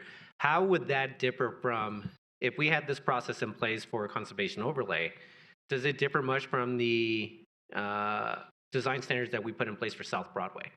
Because I see them very similarly in what I would like to get out of this. Certainly, that's a great question. They could, the design standards could vary depending on the neighborhood. So each neighborhood would be looking to try to preserve certain common elements. As the neighborhood that has been the impetus is Arapahoe Acres. But as I mentioned in our first presentation, there's other parts of Englewood that have certain characteristics. The one I think of all the time when I drive down, I think it's Lincoln and Grant, are those cool stairs that go up in the front of their yard. They have some really nice retaining walls and areas. Somebody could come in and scrape one of those tomorrow, level it off, and then those stairways are gone. Somebody may want to protect that design element in their property. So in that area, it could be something as easy as just supporting that, or creating a standard that says that you have to build something that looks just like this with those stairs. Or in certain parts of town, we have lots that have these ADUs kind of tucked in the corner. We already have standards in our code that allow for that, but they could talk about the placement of these ADUs. So it's not to say that you couldn't build an ADU, it's that if you build it, it should be located in this spot. So they could vary depending on districts. And that's what the neighborhood plan that most communities require, that's where that comes into play, is that neighborhood plan is really what sets the standard for that overlay district. And says, here's what we want our design guidelines to look like and to be. And then we as city staff write the code to reflect those design guidelines and saying, maybe it's that your building has to be set back 7 foot on the left side and 3 foot on the right side, or it has to be turned at a 45-degree angle instead of parallel to the street, certain things like that, or a story and a half rather than 2 stories or 30 foot in height, certain things that don't necessarily take away your ability to build, but really can sharpen that focus and say, we do want you to build here, but the members of this neighborhood, or at least 65% or whatever percentage of the members of this neighborhood, do want the new construction to look very similar to what's already here. And so we tried to do that citywide, right, with our design standards that we created for residential property. We have entry-level standards. We have transparency standards that require windows on certain sides of the building and certain percentages. We have you're required to build an 80 square foot front porch, or you can build a stoop, or you can build a terrace, certain other entry standards. But citywide, that's very broad. And we did our best to try to isolate these certain standards that we could see over the majority of the city. It certainly doesn't hit every mark in every neighborhood. Our neighborhoods can be very different. So this is a tool for them to kind of generate their very neighborhood-specific design guidelines. Okay. So going back to the design review, can we use the template of what we did on South Broadway as a starting point for some of the conservation overlay? I know it's mostly exterior and that type of thing, at least for South Broadway, but I'm just kind of curious if, I don't have it in front of me, but. We could, so it would be a little bit different because the majority of the South Broadway design guidelines are geared towards commercial development. Right. And the majority of folks that would likely use something like this would be residential. So it would be a little bit different, but we could certainly use kind of the thresholds that we use. So like if you're doing certain things, then you're required to meet X percentage of your new development. We can pull from our existing standards. We have certain thresholds that talk about when you have to apply new landscaping standards. If you build an addition to your property, a certain square footage and a certain percentage of your original square footage and over, we can use some of that language to kind of start building a process. But again, the process is so specific to the neighborhood, it's really hard to kind of tailor just a really broad process outside of just creating the benchmarks and then letting each neighborhood kind of. Yeah, Brian, I think I was thinking more of the character, not necessarily all the other things that we added as part of the design aspect of it. But I guess the reason why I was bringing it up is I know that we basically have a template in place today for parts of the city. It's commercial in this regard, but maybe using that same type of process, some of that process as part of the residential overlays, I think would make sense. But overall, I think I don't want to make this too burdensome. The part that's kind of that I'm having a pause about, I guess, in a sense, is just whether or not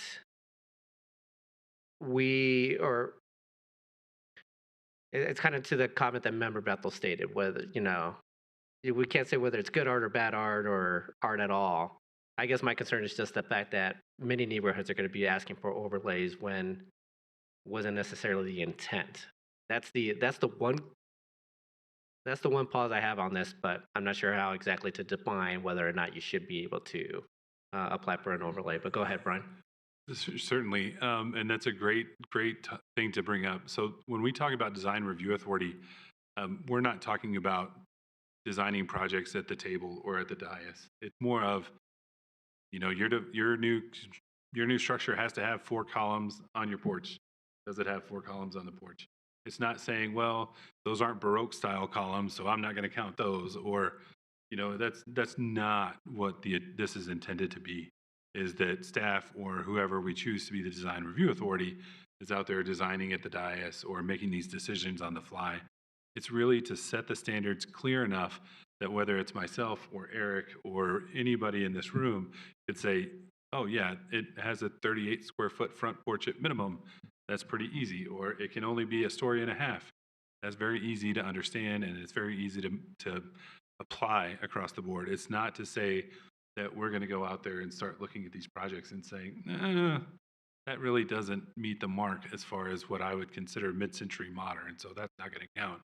It's really, when working on the process, we have to write those standards clear enough that any one of us could do it on any given day, and the next group of us can do it. Because, at some point, Eric and I are going to retire, and somebody else will fill these shoes, and we have to write it clear enough that they can do the same thing without having that concern of we're going to become this, I don't know what you would call them, but design review authority may be a good one.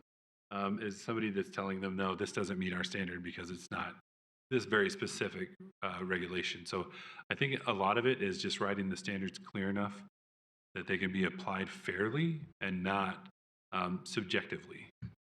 Sounds good. All right. Thank you very much, Brian. Member Bethel. Yeah, I just wanted to comment a couple observations. My goal in this also is to not be a burden to homeowners that don't want to participate or that aren't excited about the process, right? And one thing that I think of is sidewalks, right? Englewood code mandates sidewalks, yet there are neighbors in my area that don't have sidewalks, that their home existed before that piece of zoning went into place, and they haven't been required to put in a sidewalk. However, if that property changes, if it's developed in some way, that home is rebuilt, I'm sure that a sidewalk would be part of the requirement of getting their building permits. I'm not exactly sure how that works, so forgive me here. But we didn't impose sidewalks on homes that don't have them. We're not requiring them to go back and build them. In the same way that if a neighbor that is part of a conservation overlay doesn't want to participate, they're not going to be required to change the pitch of their roof or paint their door red, whatever it might be. And that also, I think, leads into what I see as another difference between a historic preservation district and a conservation overlay, is that in a conservation overlay, you wouldn't have to go to the Historic Preservation Committee and say, I want to change the color of my door, or I want to change the materials of my windows. This is meant to be a less onerous process, a more free and less restrictive tool. Anything further from members of council? Go ahead, Member Pring. Thank you, Mayor. I think that we haven't given a very clear direction to our staff on, but I think we need to figure out, do we want to pursue conservation overlays or not? I feel like there's kind of a tepid interest in it, but not a super strong interest. If I jump in, I hear at least 4 of us that are in favor of moving forward with it tonight. I didn't necessarily But whether or not hear there's that clearly clear myself. definition of what that looks like, I think is where there's still ambiguity in that regard, and exactly what the point of the conservation overlay. But go ahead, Member Pring. Yeah, okay, so if staff feels like they have direction to continue to explore it, because there's a lot to explore. That was my whole point in saying that. I do agree that it's a different process and should be less restrictive than historical preservation designations. And that I believe that I understand that it's very specific to neighborhoods, and so whatever the neighborhood plan would present the commonalities of features that neighborhood wants to conserve. And so I guess just as a offer up to fellow council members. In trying to educate myself in why I can say those words that I just said, was that I listened to an excellent conversation about the Sunnyside neighborhood in Denver, who is looking at an overlay, and it really helped me kind of just hear what the conversation sounds like and what kind of examining, an overlay would involve. It was really informative to me to flesh out things like, on the points that some members have brought up about like restrictions and being restrictive. So if you have a restriction, say on height or square footage, then you could also do some exceptions to what's already in code and do some special allowances for things like dormers, so that you can still get the livable space and you have some options to work within the restrictions of the overlay that the neighborhood is looking for. So if anyone's interested in just hearing more about what that conversation sounds like, it for me was very, very helpful. Thank you very much, Member Prang. Go ahead, Mayor Pro Tem. Well, I wanted to see if you were including me in your 4 because I was, because, okay. yeah. I want to be careful here because I'm afraid I'm going to end up voting against this in the end, and we're going to go through this whole process when, if it turns out you're counting me among the 4, and then I, end up voting against it and it doesn't pass. I would hate to have gone through all this work, so I just want to be straightforward right now that I'm probably not in support. So I don't know where that leaves us. No, I heard that pretty clearly, that you stated that when you said you were interested in still exploring it further, but ultimately at the end you're not sure if you're going to support it overall. So I did hear that aspect of it. Go ahead, Member Russell. And I'm not certain that I would support it either, so.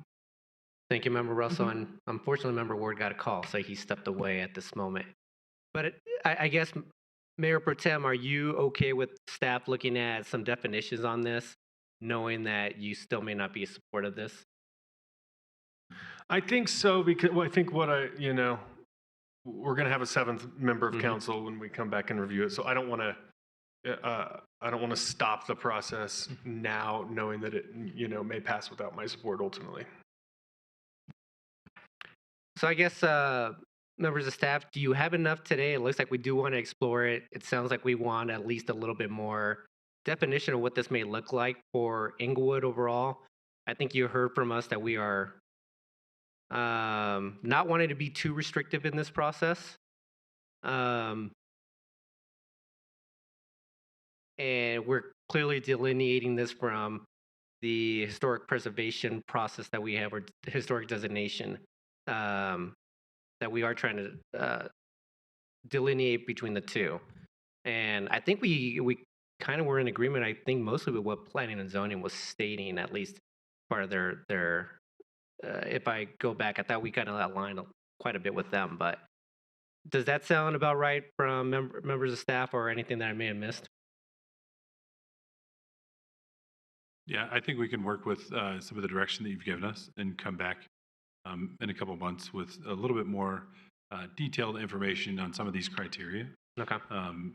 Just based on what our community looks like and what we know that we have. Size is probably the biggest one. Okay.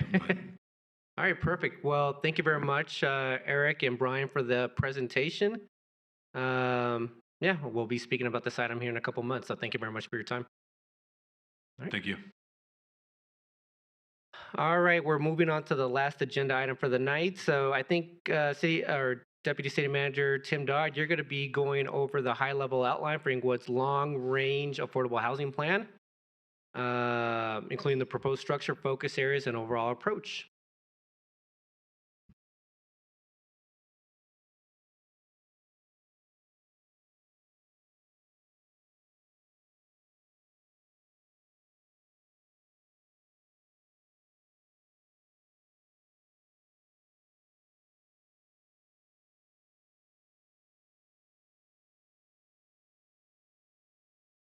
Yes, thank you, Mayor. And unfortunately, Affordable Housing Program Manager Seth Brown had a family situation he had to deal with tonight, so he is unable to be here.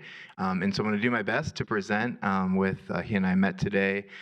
If there are technical questions that I can't answer, we're happy to answer those later as council requests, and he said he's at the ready tomorrow morning to be able to respond to those. We're here really for 3 reasons tonight. The first is it's been a while since council directed the creation, a few months, of a 20-year plan, and that we hired Seth in December. So obviously we brought him to introduce you to him on December 15th, but we wanted to kind of give an update on his work to date. The second reason is we have a pretty salient question that we'd like direction on tonight. As you may know, the state also requires a housing plan called the HAP, or the Housing Action Plan. And so Seth is wanting to ask this evening if you're interested in utilizing your 20-year action plan for that same purpose.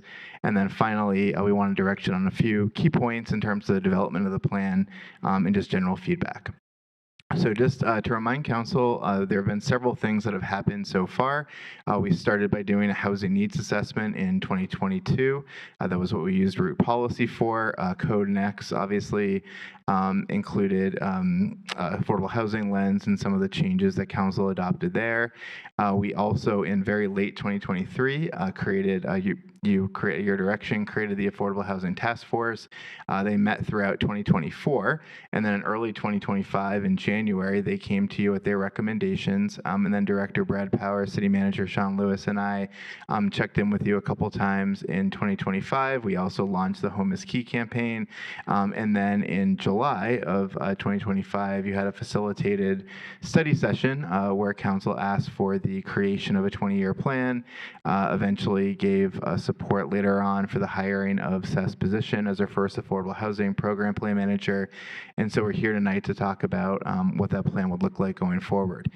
So Seth has been working on a work plan that he and I developed in the winter, in December and January. And we've really anchored it around the areas that council directed this program to focus on. So one of the things Seth and I talked about early on is that we definitely need a long-range plan, and that's been directed by council. But we also wanted to make sure that we were moving forward with some of the smaller pieces, not to say insignificant, but other pieces that would lead to a plan. So Seth has also worked on community engagement. We've been keeping the Home is Key campaign going.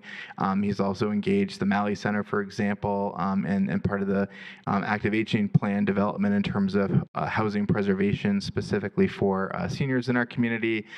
He also has been working, as you saw a few weeks ago, he presented on the right of first refusal. So he's been working with our community development department on some different ideas in terms of looking at code that we could bring to you for your consideration. He's also been working to develop relationships with all of our key stakeholders, including innovative housing partners, large employers in the city, and things like that. And so we're excited to be here tonight to talk about what this 20-year plan would mean going forward. So this brings me to the second part of the presentation, which is how, if council directed us to, we may be able to have one plan that would meet the state requirement. So there is a state requirement that we have a housing action plan. Any city in Colorado over a population of 5,000 people is required to have one. And there are actually requirements if you're smaller than that. By January 1st, 2028. If you don't have a HAP, a Housing Action Plan, in place with the state, basically the main requirement is that would allow access to Proposition 123 funding and possibly other funding sources going forward. And so the 20-year plan directed by council, as you'll recall, was essentially came out of the facilitated discussion last summer. And so these are just some of the things that council that you brought up in the summer and what a 20-year plan could do. And so it's obviously a long-range plan. It's the idea is that it would identify target priority populations, neighborhoods, types of reduction investments, but also the focus on preservation. Would allow us to have a mechanism for tracking progress over time. One difference with the HAP, my understanding is that the HAP does require an update 3 years in, and then every 6 years after that. We were really actually thinking more like we would do it annually and bring it to council annually incrementally. Obviously, there's changes in this space, and so we wouldn't want the plan to get stale, but that's one idea for consideration. These are the requirements of the HAP, the Housing Action Plan, as I mentioned already. It is a state requirement. There's the bill that requires it, and essentially it's meant to be a framework for how cities can, and I'm going to show pieces of a few examples of other cities that have already done this, but just like the 20-year plan, it's intended that it is responsive to the housing needs assessment. So the needs assessment is meant to be a way of gaining information on basically what the needs are in the community. There's also heavy requirements around community engagement. Obviously, for the creation of the 20-year plan, it's something we would already want to focus on, but there actually are a few state requirements as well for the HAP. These are what are called the 11, I believe, HAP baseline components. So these are really just the areas that a HAP needs to include. I did look last week at several different examples of HAPs, and again, I'm going to show you a few pieces of examples in a few minutes. But sometimes the language is a little bit different. Sometimes some of these areas are combined. So the state does provide quite a bit of leeway and making sure, we obviously at council's direction, we would hope that the plan would be a plug-in plan to the city's strategic plan. So we wouldn't want to stray too far with the structure and things like that we already have. But essentially, and we'll talk in a few minutes about the outline of the plan, but it includes kind of a history, includes the study that was done, includes information on community engagement, and then launches into basically what the challenges are, the opportunities, and the strategies you're going to implement, as well as timelines and future opportunities and things like that. So the staff recommendation that Seth put together is, given that we have about 2 years, so we hope to be able to deliver a plan to you this summer, so we'll talk about the timeline soon. But given that there's a requirement that in essentially a little bit less than 2 years, the state is requiring us to have this plan, Seth was recommending that council consider whether you'd like us to have one plan that can meet both the state requirements, but also be your 20-year plan going forward. So that's essentially one of the main reasons we're here this evening. Just to talk a little bit about community engagement. So a lot of data will go into the development of the plan regardless of how it shakes out. The housing needs assessment is really a core of that, as well as the community engagement plan and then our Home is Key campaign. So some of the requirements that we would have to follow for the HAP are they really want it to be continuous engagement. So they want to make sure, the state wants to make sure you don't just do engagement at the beginning of the plan and it goes away. And so there's requirements that it happens throughout. They also want it to be inclusive and tailored to a specific community. So this is something we've been trying to do in different processes. For example, as you recall, when we built the strategic plan for the city in December into January, we did a survey that went to anyone. We had 300 responses, but then we had 4 targeted focus groups. So that's essentially what this is they're recommending that, you maybe do a broad survey, but then you also have focus groups to kind of tailor in and focus on seniors or young professionals or employees of your top 10 largest employers, things like that. It could be whatever council would like us to do. Obviously, they also want it to be accessible in terms of engagement opportunities. So at different times of the day, in buildings, of course, that are accessible, different ways to provide feedback. And then there is actually a requirement that there be a public hearing as part of the plan adoption process. Some of the engagement activities we were already considering for the 20-year plan, we would like to do a survey. We also would like to do targeted focus groups. Those are just a few examples. We'd love to hear additional ones from council. Also to partner with some of our larger employers. And then again, to focus on not just production, but also on housing preservation. Home is Key, as I mentioned, is a strategy, a communications campaign that's been around 1.5 years or so. We're kind of morphing it now into still focusing on outreach and on education, but we really wanted to focus more going forward on education as well, and engagement, I should say, actually. And so eventually we want to think about things like, for example, classes for first-time home buyers, classes and strategies for people who want to be able to stay in their homes at different ages, things like that, and also engaging and sharing different resources that the state and nonprofit partners have. And so that's going to be a big focus of this campaign going forward. So now I'm going to talk a little bit about the plan structure. So the plan vision, most of these plans are not super lengthy. The ones that I've seen, I would say roughly range from like about 15 to 45 pages. We really want the plan to be similar to our strategic plan as a city and to focus really on the implementation. Obviously, the needs assessment will be referenced and the data collection, but we really want to focus on how we can move forward. We want to really keep it concise, make sure it meets the needs and direction of council. Again, that it connects to our priorities in the city's strategic plan, and that it is data-driven, which is why the data collection component is so important. This is our proposed timeline, and so the idea is that we're starting to work on it now. We hope to have a draft plan for you to look at in August and do a detailed study session then. Of course, we're happy to come back whenever you'd like for check-ins, and then it would go through a revision process, and so the idea is hopefully it would be a little bit before December that we would bring the final plan back to you for adoption, but if we do it as the HAP also, it would be required to go through a specific revision process, which would take a little bit of time. And then after it's adopted by council, we would submit it to the state for their approval. So this would just be our approach to developing the plan, and so it would be led by Seth with my engagement and direction as well. We want to make sure, as has been directed by council, that we are constantly working with our partners, and so we want to make sure we're engaging heavily the innovative housing concepts, the housing authority. They're also working, just like the housing task force did, that we're working with developers in the private sector, nonprofits, and community members. We don't want the community member piece to be lost. As you recall from your last meeting, council provided consent to move forward with a state grant, and so we are moving forward with that application. If we do receive it, it could be up to $80,000 with a $20,000 match, and that would help us. Most of the other cities that have done this, Seth reached out to several of them, and they've used consultants to help with community engagement, editing, things like that. This is our proposed outline, which follows the structure of the Housing Action Plan requirement by the state. And so it would provide kind of an introduction that would also include pieces of Englewood's history and the unique context of Englewood. I would also have an executive summary like most plans would do. It also would highlight the needs assessment, as I mentioned, as kind of the building block or the foundational piece of all of this work, also the community engagement.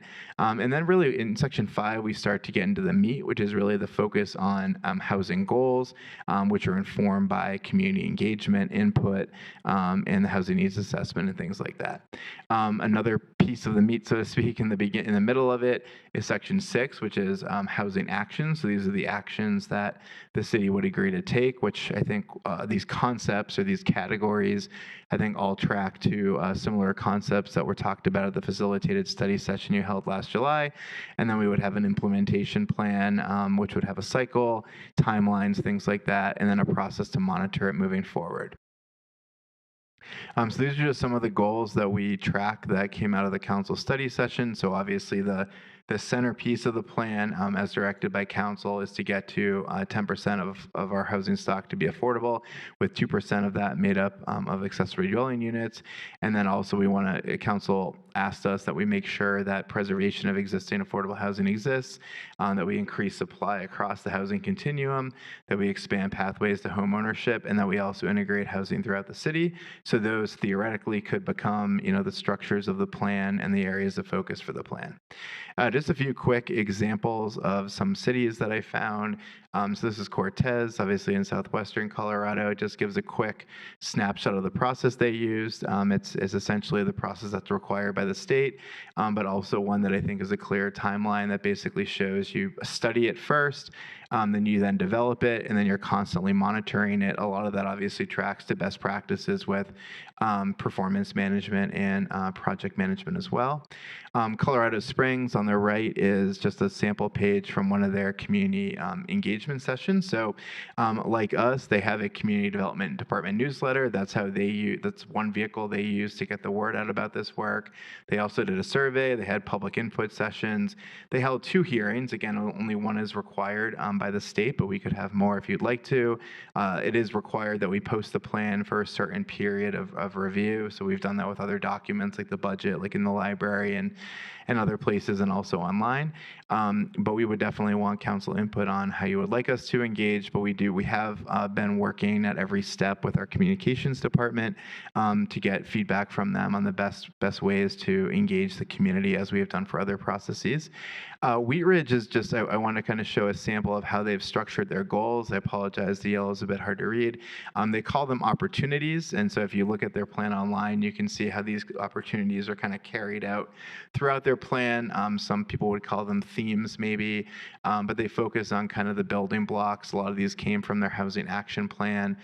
So to maximize potential for redevelopment spaces that they have in the city, to work on preservation and expand existing affordable units and things like that. The next piece I want to show is from the city of Craig, which is in western Colorado. And this, it's a little bit hard to read, but their plan, I think, does a really good job. So for each of their strategies, so at the top, the strategy is to craft community benefiting annexation policies. And they basically explain what they want to do, how they want to do it, who are the stakeholders that are going to help them do it, funding that's needed, that's a key piece of the plan, as well as a timeline. And then at the bottom there, it's like an implementation matrix that they have for each of their items. Hayden, also in western Colorado, relatively near Craig. And it's hard to see here, but they have a light shade of blue as well as a dark shade of blue. This basically shows kind of the continuum over time.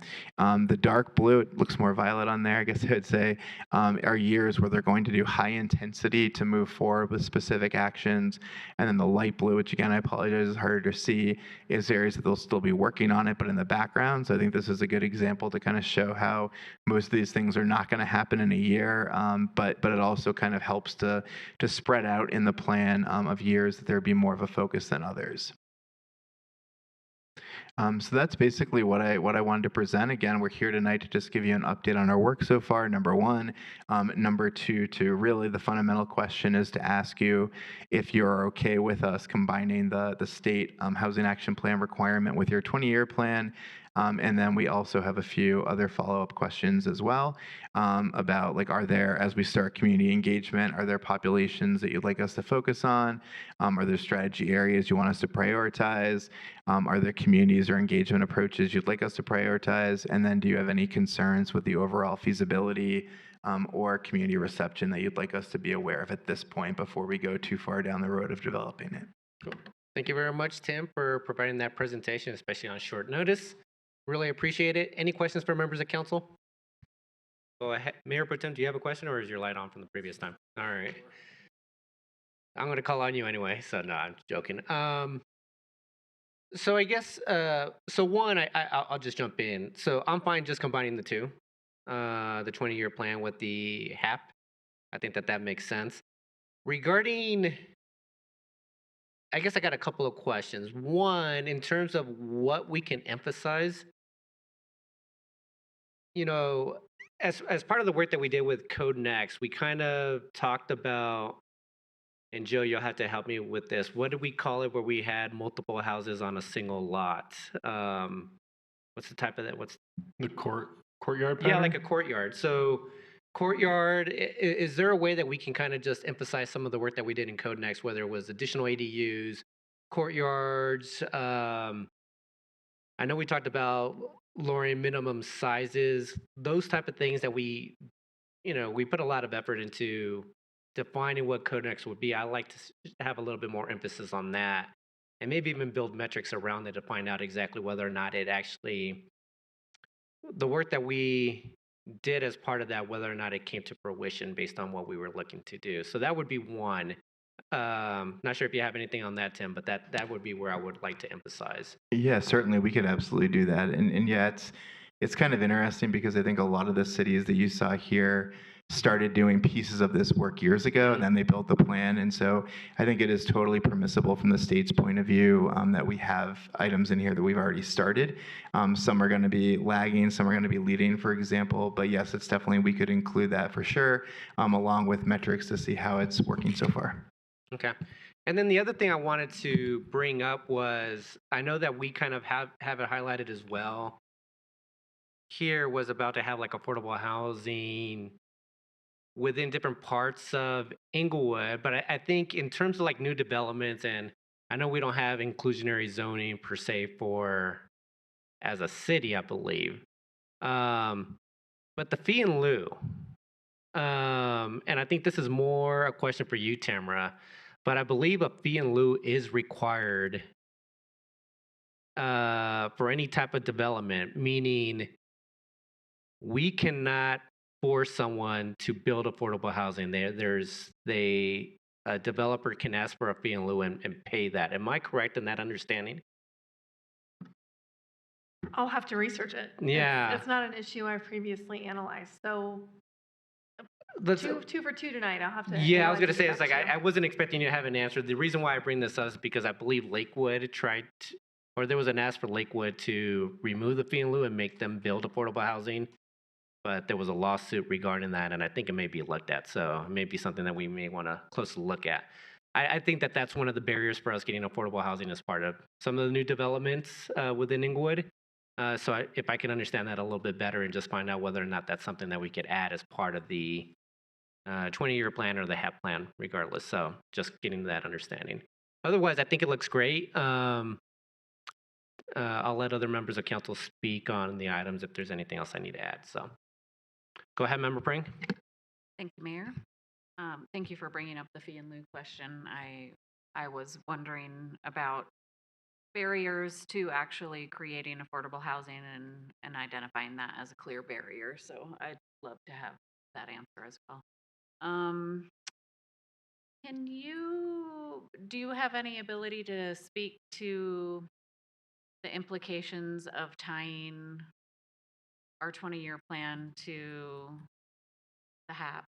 I view this as kind of nudging council in the direction of agreeing to comply with legislation that came out in 2024, and this would be part of that, correct?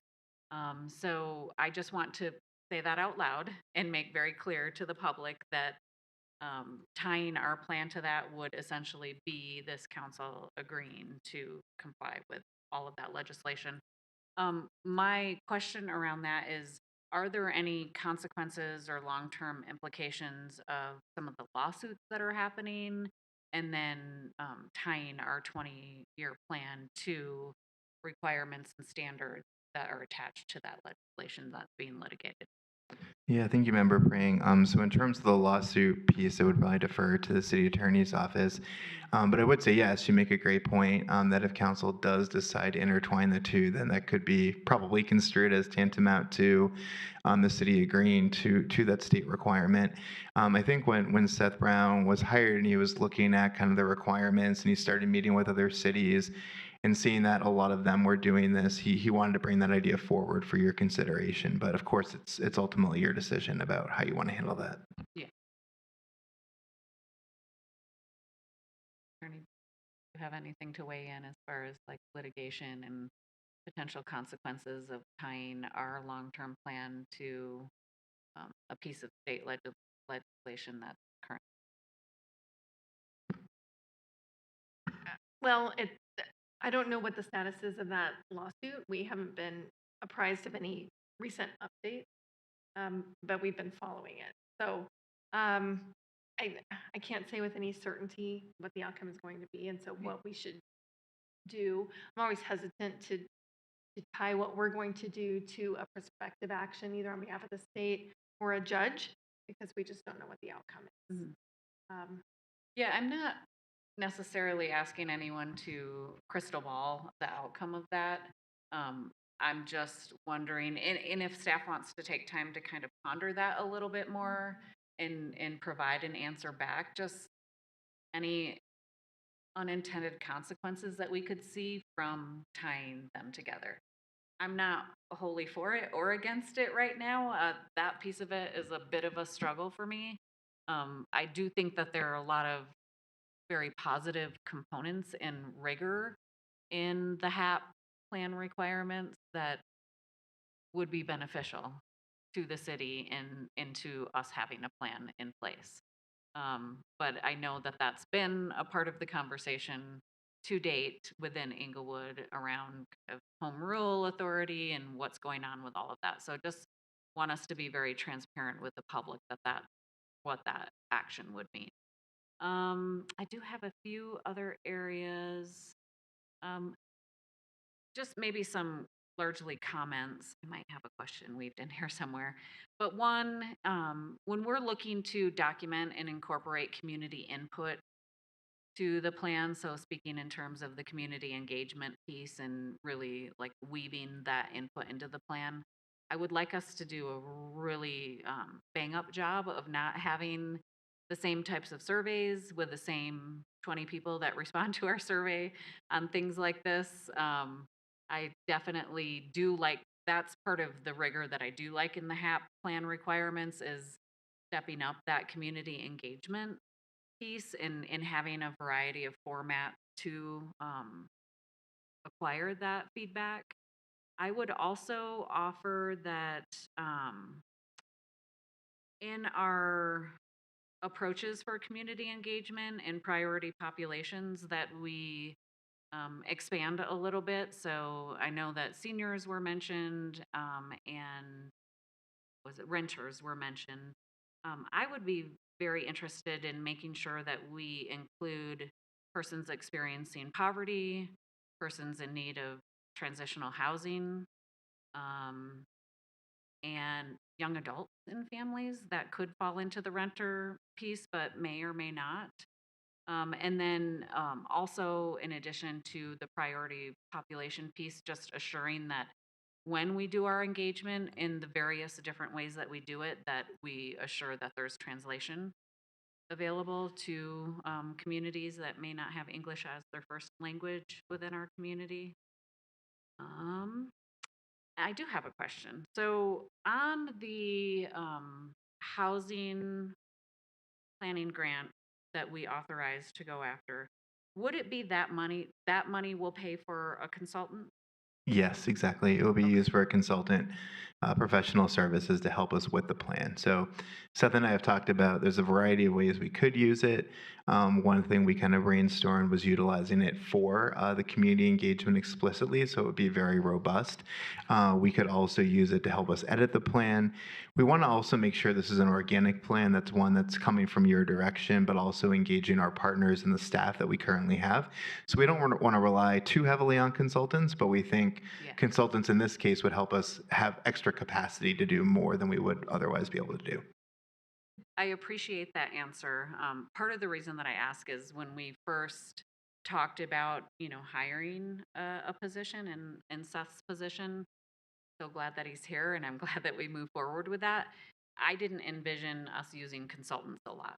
I envisioned that FTE doing the work. I do hear you in getting more out of his position by, using those dollars were we to receive them to do the consultant piece for the community engagement. And I do think that sometimes we do get our vision gets a little narrow in how we do community engagement in the city because we're busy and we're doing so many different types of community engagement. And so having some fresh eyes and consultancy for that, I could see a benefit in that. But yes, thank you for saying the piece about, that not being an ongoing desire to use consultants a lot. Just making sure that we're being very fiscally responsible in this additional cost and ongoing cost that we've added to our budget for the city.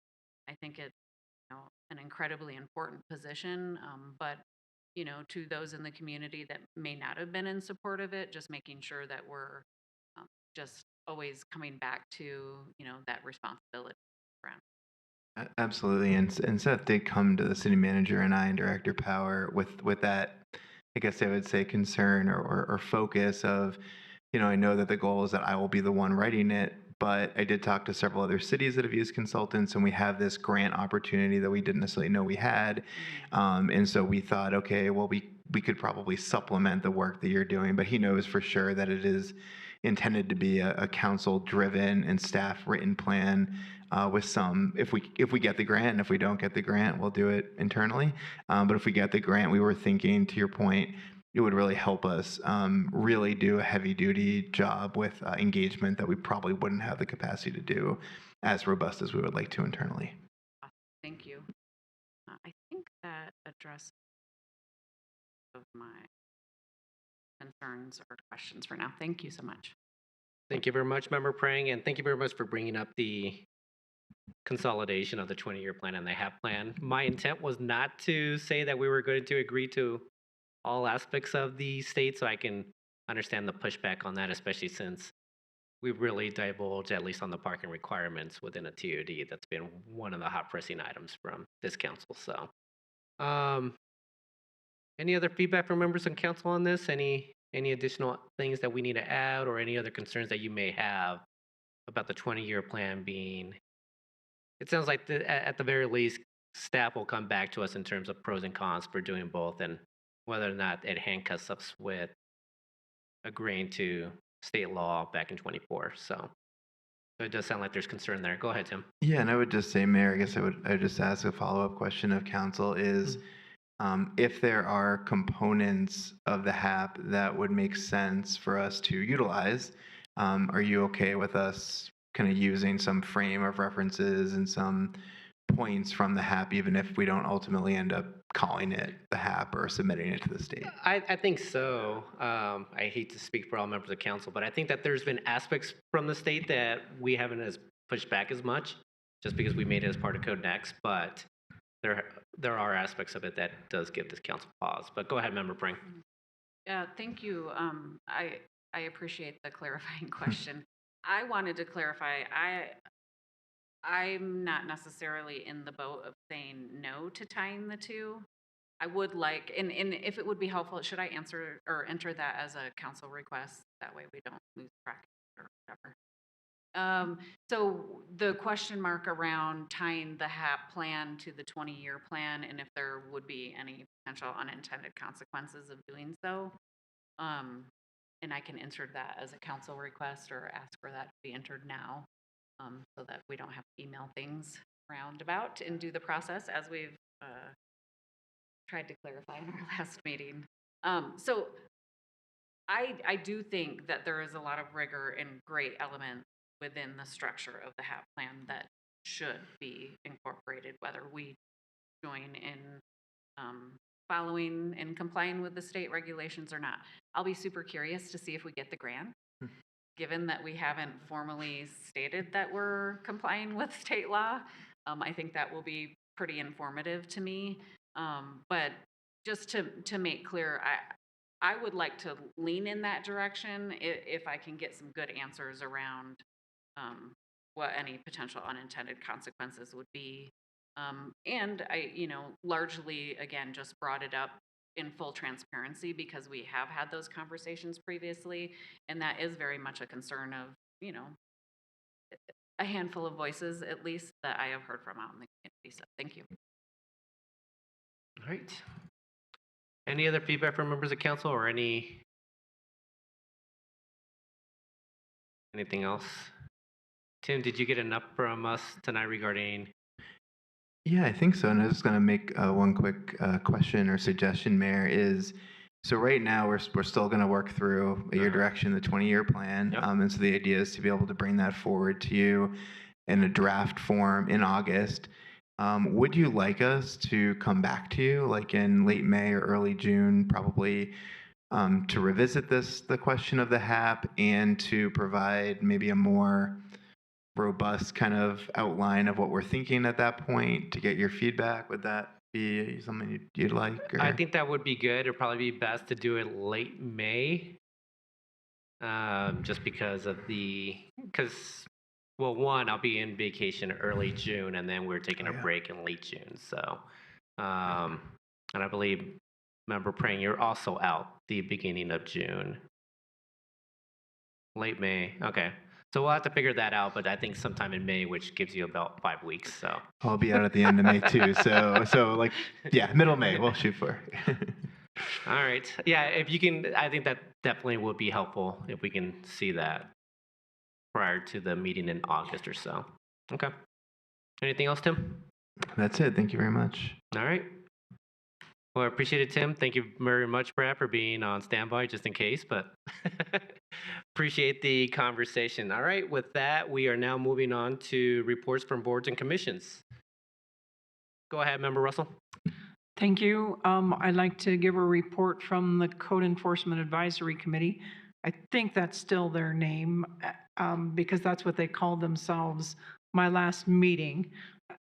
I think once the ordinance goes through 30 days, probably. They did provide a letter of support for the chronic nuisance ordinance, and I will forward that to the mayor and the city manager so that letter could be attached in the packet for the chronic nuisance ordinance. And I also just would like to suggest to council, it was not unanimous. There was one vote, and the concern was that council would look into some of the information and make sure that we ask questions. So that is my report from Code Enforcement Advisory Committee. Thank you. Appreciate it, Member Russell. Anyone else with boards or commissions? Go ahead, Member Bethel. I have a report from the Sustainability Commission. See, there's a shift in their leadership, the new chair and vice chair. Their chair is resigning and moving. Their vice chair is also stepping away to take more time with family. Their new chair is Elizabeth. I did not catch her last name. Notes, Elizabeth Shaw, and vice chair Lana. I apologize to Elizabeth and Lana that I don't have their last names in my notes. And then we also have new voting members in there. But they went over some of their projects, including the ColoRADscape. That kind of work. I'll work on that, as well as going over their sustainability report review. And some discussions on Bellevue Park updates, as well as traffic calming and goals in xeriscaping. All right, perfect. Thank you very much, Member Bethel. Anyone else? Not? Oh, go ahead, Member Bryan. We did have a budget advisory committee meeting on the 18th. Had presentations from the court. Lots of good information there. There were a few things pointed out about there being fewer criminal cases coming forward. Some challenges that were brought up. It sounds like there was some discussion around being short-staffed. And so we may hear a request coming forward for 2027 budget planning cycle. And there also was discussion of a need for a case manager for the restorative justice program, especially with adding in. So as you remember, we added in an agreement to work with Sheridan and Littleton. And that kind of increasing activity with the restorative justice program. And so we're just, I think, needing some additional help. That may be where the short staff piece comes in. And then we also had what was supposed to be called a brief conversation with our director of utilities. He gave, a great overview of the utilities department, stormwater. There was presentation on South Platte Renew. I don't recall any real specific details on that. Perhaps Member Russell could help me. And then I know at the end of the meeting, I believe there was discussion on the reserve policy and maybe finalizing some things on that, but I don't know, Member Russell, if you could speak to him. The only thing that I believe that the presentation on the reserve policy is almost ready. Is that correct, Sean? Were they meeting one more time on that? Yes, I believe one more time. Okay. And I think you pretty much covered it. Brief was not probably accurate. Actually, we had problems with this sound system that night too, so we ran a little late, and then we had to record it differently than with the system. So you did a good job. Member Prang. Thank you. It's held in this meeting, in this room, not upstairs? Okay. All right. Thank you very much, Member Russell and Member Prang. All right, moving on to council members' choice. Anyone have anything for tonight? We'll go Member Prang and then Member Bethel. You No? can go first. I just. All right, go ahead, Member Bethel. Thank you. I wanted to talk about trash. I know that's a sensitive subject for a lot of folks. However, I was approached by some of my constituents that are having some trouble with their trash pickup. Specifically, the size of our garbage trucks that most of our licensed trash haulers are using are such that they don't fit in our service alleys anymore. Most of us have accommodated that by bringing our trash to the curb to fit with these 66,000 pound plus gross vehicle weight restriction trucks. Federal limit is at like 88,000. Sometimes those trucks are towing that line, but they start at 66,000 pounds.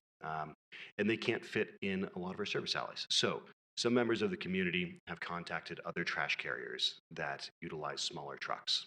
The problem is those trash carriers can't fit with our current pickup schedule of just Mondays and Wednesdays. With their smaller trash can sizes, the small trucks, et cetera, they're requesting more pickup days. So one idea that I had was having a waiver in our trash policy that allows for more frequent pickup days for smaller trucks. Specifically, those trucks that are 26,000 pounds and under. That's about the size of a UPS or a FedEx truck.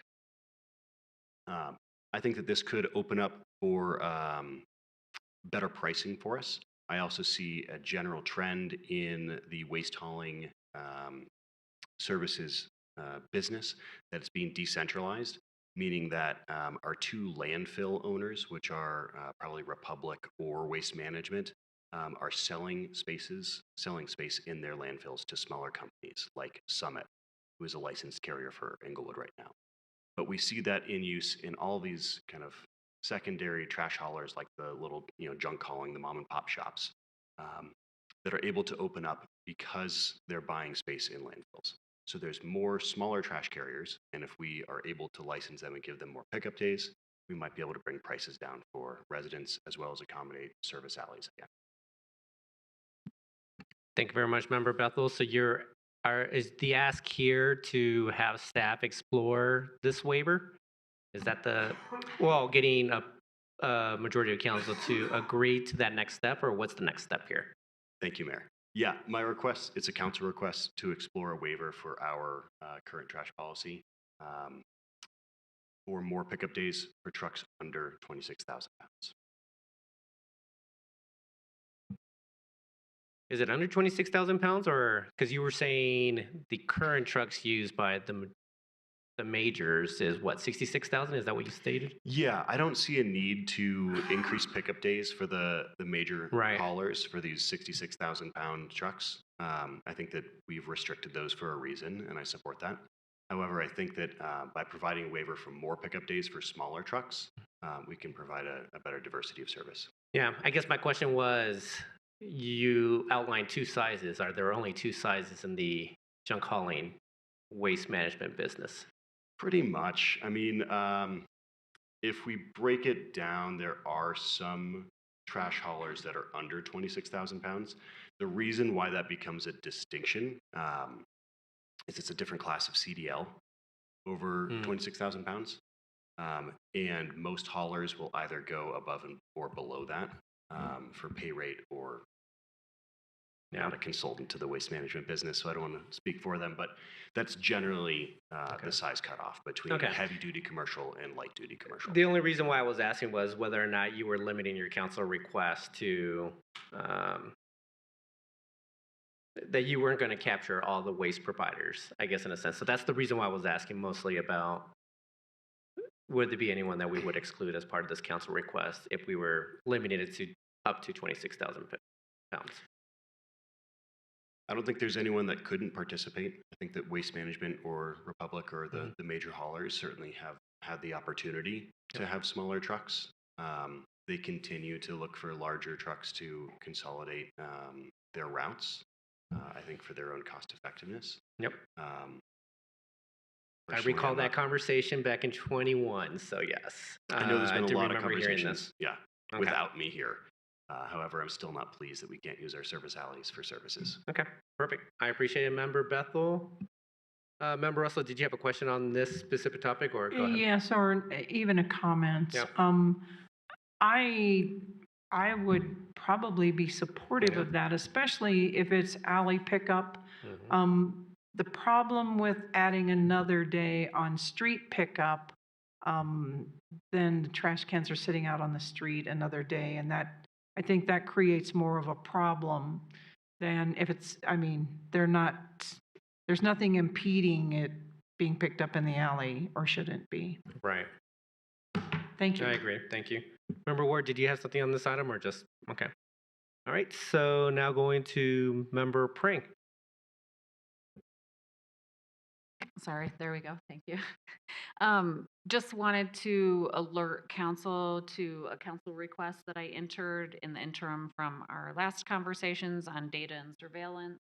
I did enter a council request to ask about the encryption standards for the Avigilon system, because we didn't get a clear answer to that when we were having our study session conversation. We got clear information on Flock and Axon, but not Avigilon. And Mayor asked that if I have follow-up questions, which I do, both from answers to my council requests, but also, more thinking after that conversation, to enter those as council requests so that, and then make the group aware of it so that we're not duplicating requests. And then also we're paying attention to the answers to those so that we're better prepared to have that conversation in May. Thank you. Thank you, Member Prang. Member Ward. I just wanted to provide a personal note and a note on my attendance, both past and future. I missed last week. I had some pretty big family stuff come up. I will be absent the next 2 weeks. I have a pre-scheduled vacation, and I will be taking next week off. Unfortunately, I said that I would not be speaking on this topic again the last time I spoke on it, but my mother did pass away last Thursday afternoon, somewhat unexpectedly. So I am dealing with everything that comes after that, and simultaneously moving my father into an assisted living facility. So I've got my hands pretty full in the personal realm over the course of the next month or so. I will do my best to attend to my council duties. Secondly, on the same topic, I just want to give a word of thanks to, to my colleagues here and the community. It, as I said, came fairly suddenly and unexpectedly. My mother had been in hospice, but we did not expect things to happen as quickly as they did. I notified the city manager the day that it occurred. The very next day, a sympathy bouquet arrived at my door. I received several text messages from my colleagues immediately following that, and I've been approached by several staff members, even just tonight, to offer their condolences.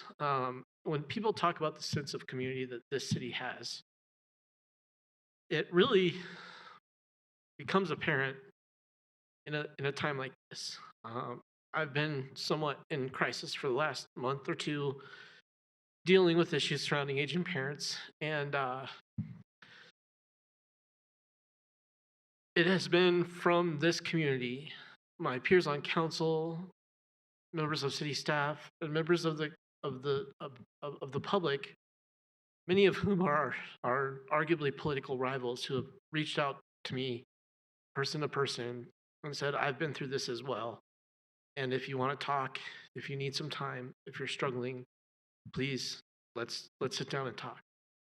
And that just means the world. It exemplifies what I love about this community. We often hear tritely people talk about the small town feel, but the reality is that is everything you can possibly ask for in a town. And it's been demonstrated to me in droves over the last 2 months as I've struggled through this. So I just wanted to offer a word of thanks and ask for your patience, as I may not be able to provide my full attention to council service over the next month or so. But once that month completes and we get into the summer, I should be back with my regular step. So thank you, everybody. Thank you very much, Member Ward. You've been going through a lot over these last few months, and you're doing more than enough tonight to be here in attendance. And so if there's anything that you need from this council, from staff, I'm sure that they are extending their hand as well. Please let us know. Very difficult to lose a parent. For someone that is always there, for them to not be there the next second, it is a lot. And so I lost my father as well when I was sitting on council, and it's just, even to this day, 6 years later, I still think about him all the time. So take time for yourself, Steve. You've been going through a lot, and so there's no need to apologize for you missing time on council. So, but I appreciate you saying those words as well, Member Ward. So thank you, Steve. With that, City Manager's report. Thank you, Mayor. Just a couple of announcements. One, it came up earlier that some of the meetings are changing in terms of our locations. We have had a long history in Englewood of meeting upstairs on the 3rd floor. And unfortunately, since we have really locked down the 3rd floor with the doors that cannot be propped open without an alarm going off, that really presents an opportunity for an open meetings violation. So I've directed all staff to move all boards and commissions to a room that's publicly accessible, which includes this room, rooms in the library, rooms at Malley, rooms at Englewood Rec Center. So we're in the process of working out the logistics on that. But that's why you're going to see some of these meeting rooms change so that we can hold those in completely open and public settings as required by law. And we are, just an update on this room, we are working with the vendor who helped us reconfigure this room to have microphones in the ceiling without having to have these. These require a staff member to be present, and so we have built this out to have picking up sound from the room, just like we do in Pikes Peak and some of the other rooms that you all have met in. But we have had some problems with that, so we're working through those, and appreciate Mark and the IT team doing that. In terms of a couple of events, we have the annual Earth Day event that's going to be this year. Oops, thought I had the date. I think that's March 23rd. Earth Day. April 23rd? That's April 23rd, yeah. Thank you. Thank you. Well, Good April memory. 21st, I believe, is Earth Day. The 21st, isn't it? Well, shouldn't have. Tim, can you find that for me? And I'll go on to the next one. We'll come back to that one. The open house at Bellevue Park to talk about the improvements that are going on at Bellevue Park is going to be taking place on March 28th from 10 a.m. to 2 p.m. and that's at 5001 South Inca Drive. So if you're interested in learning more about the improvements that are going to be going on at Bellevue, we'll have that open house available. I also just wanted to let you know we have a number of staff committees that meet within the city. One of those committees is doing a hygiene drive to support the Englewood Schools Resource Center.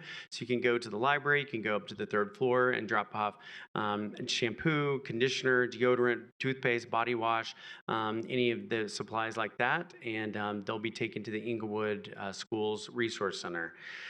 And then Englewood Utilities, you may have noticed, has started the work to really make our system more robust and connect our system into the Denver water system.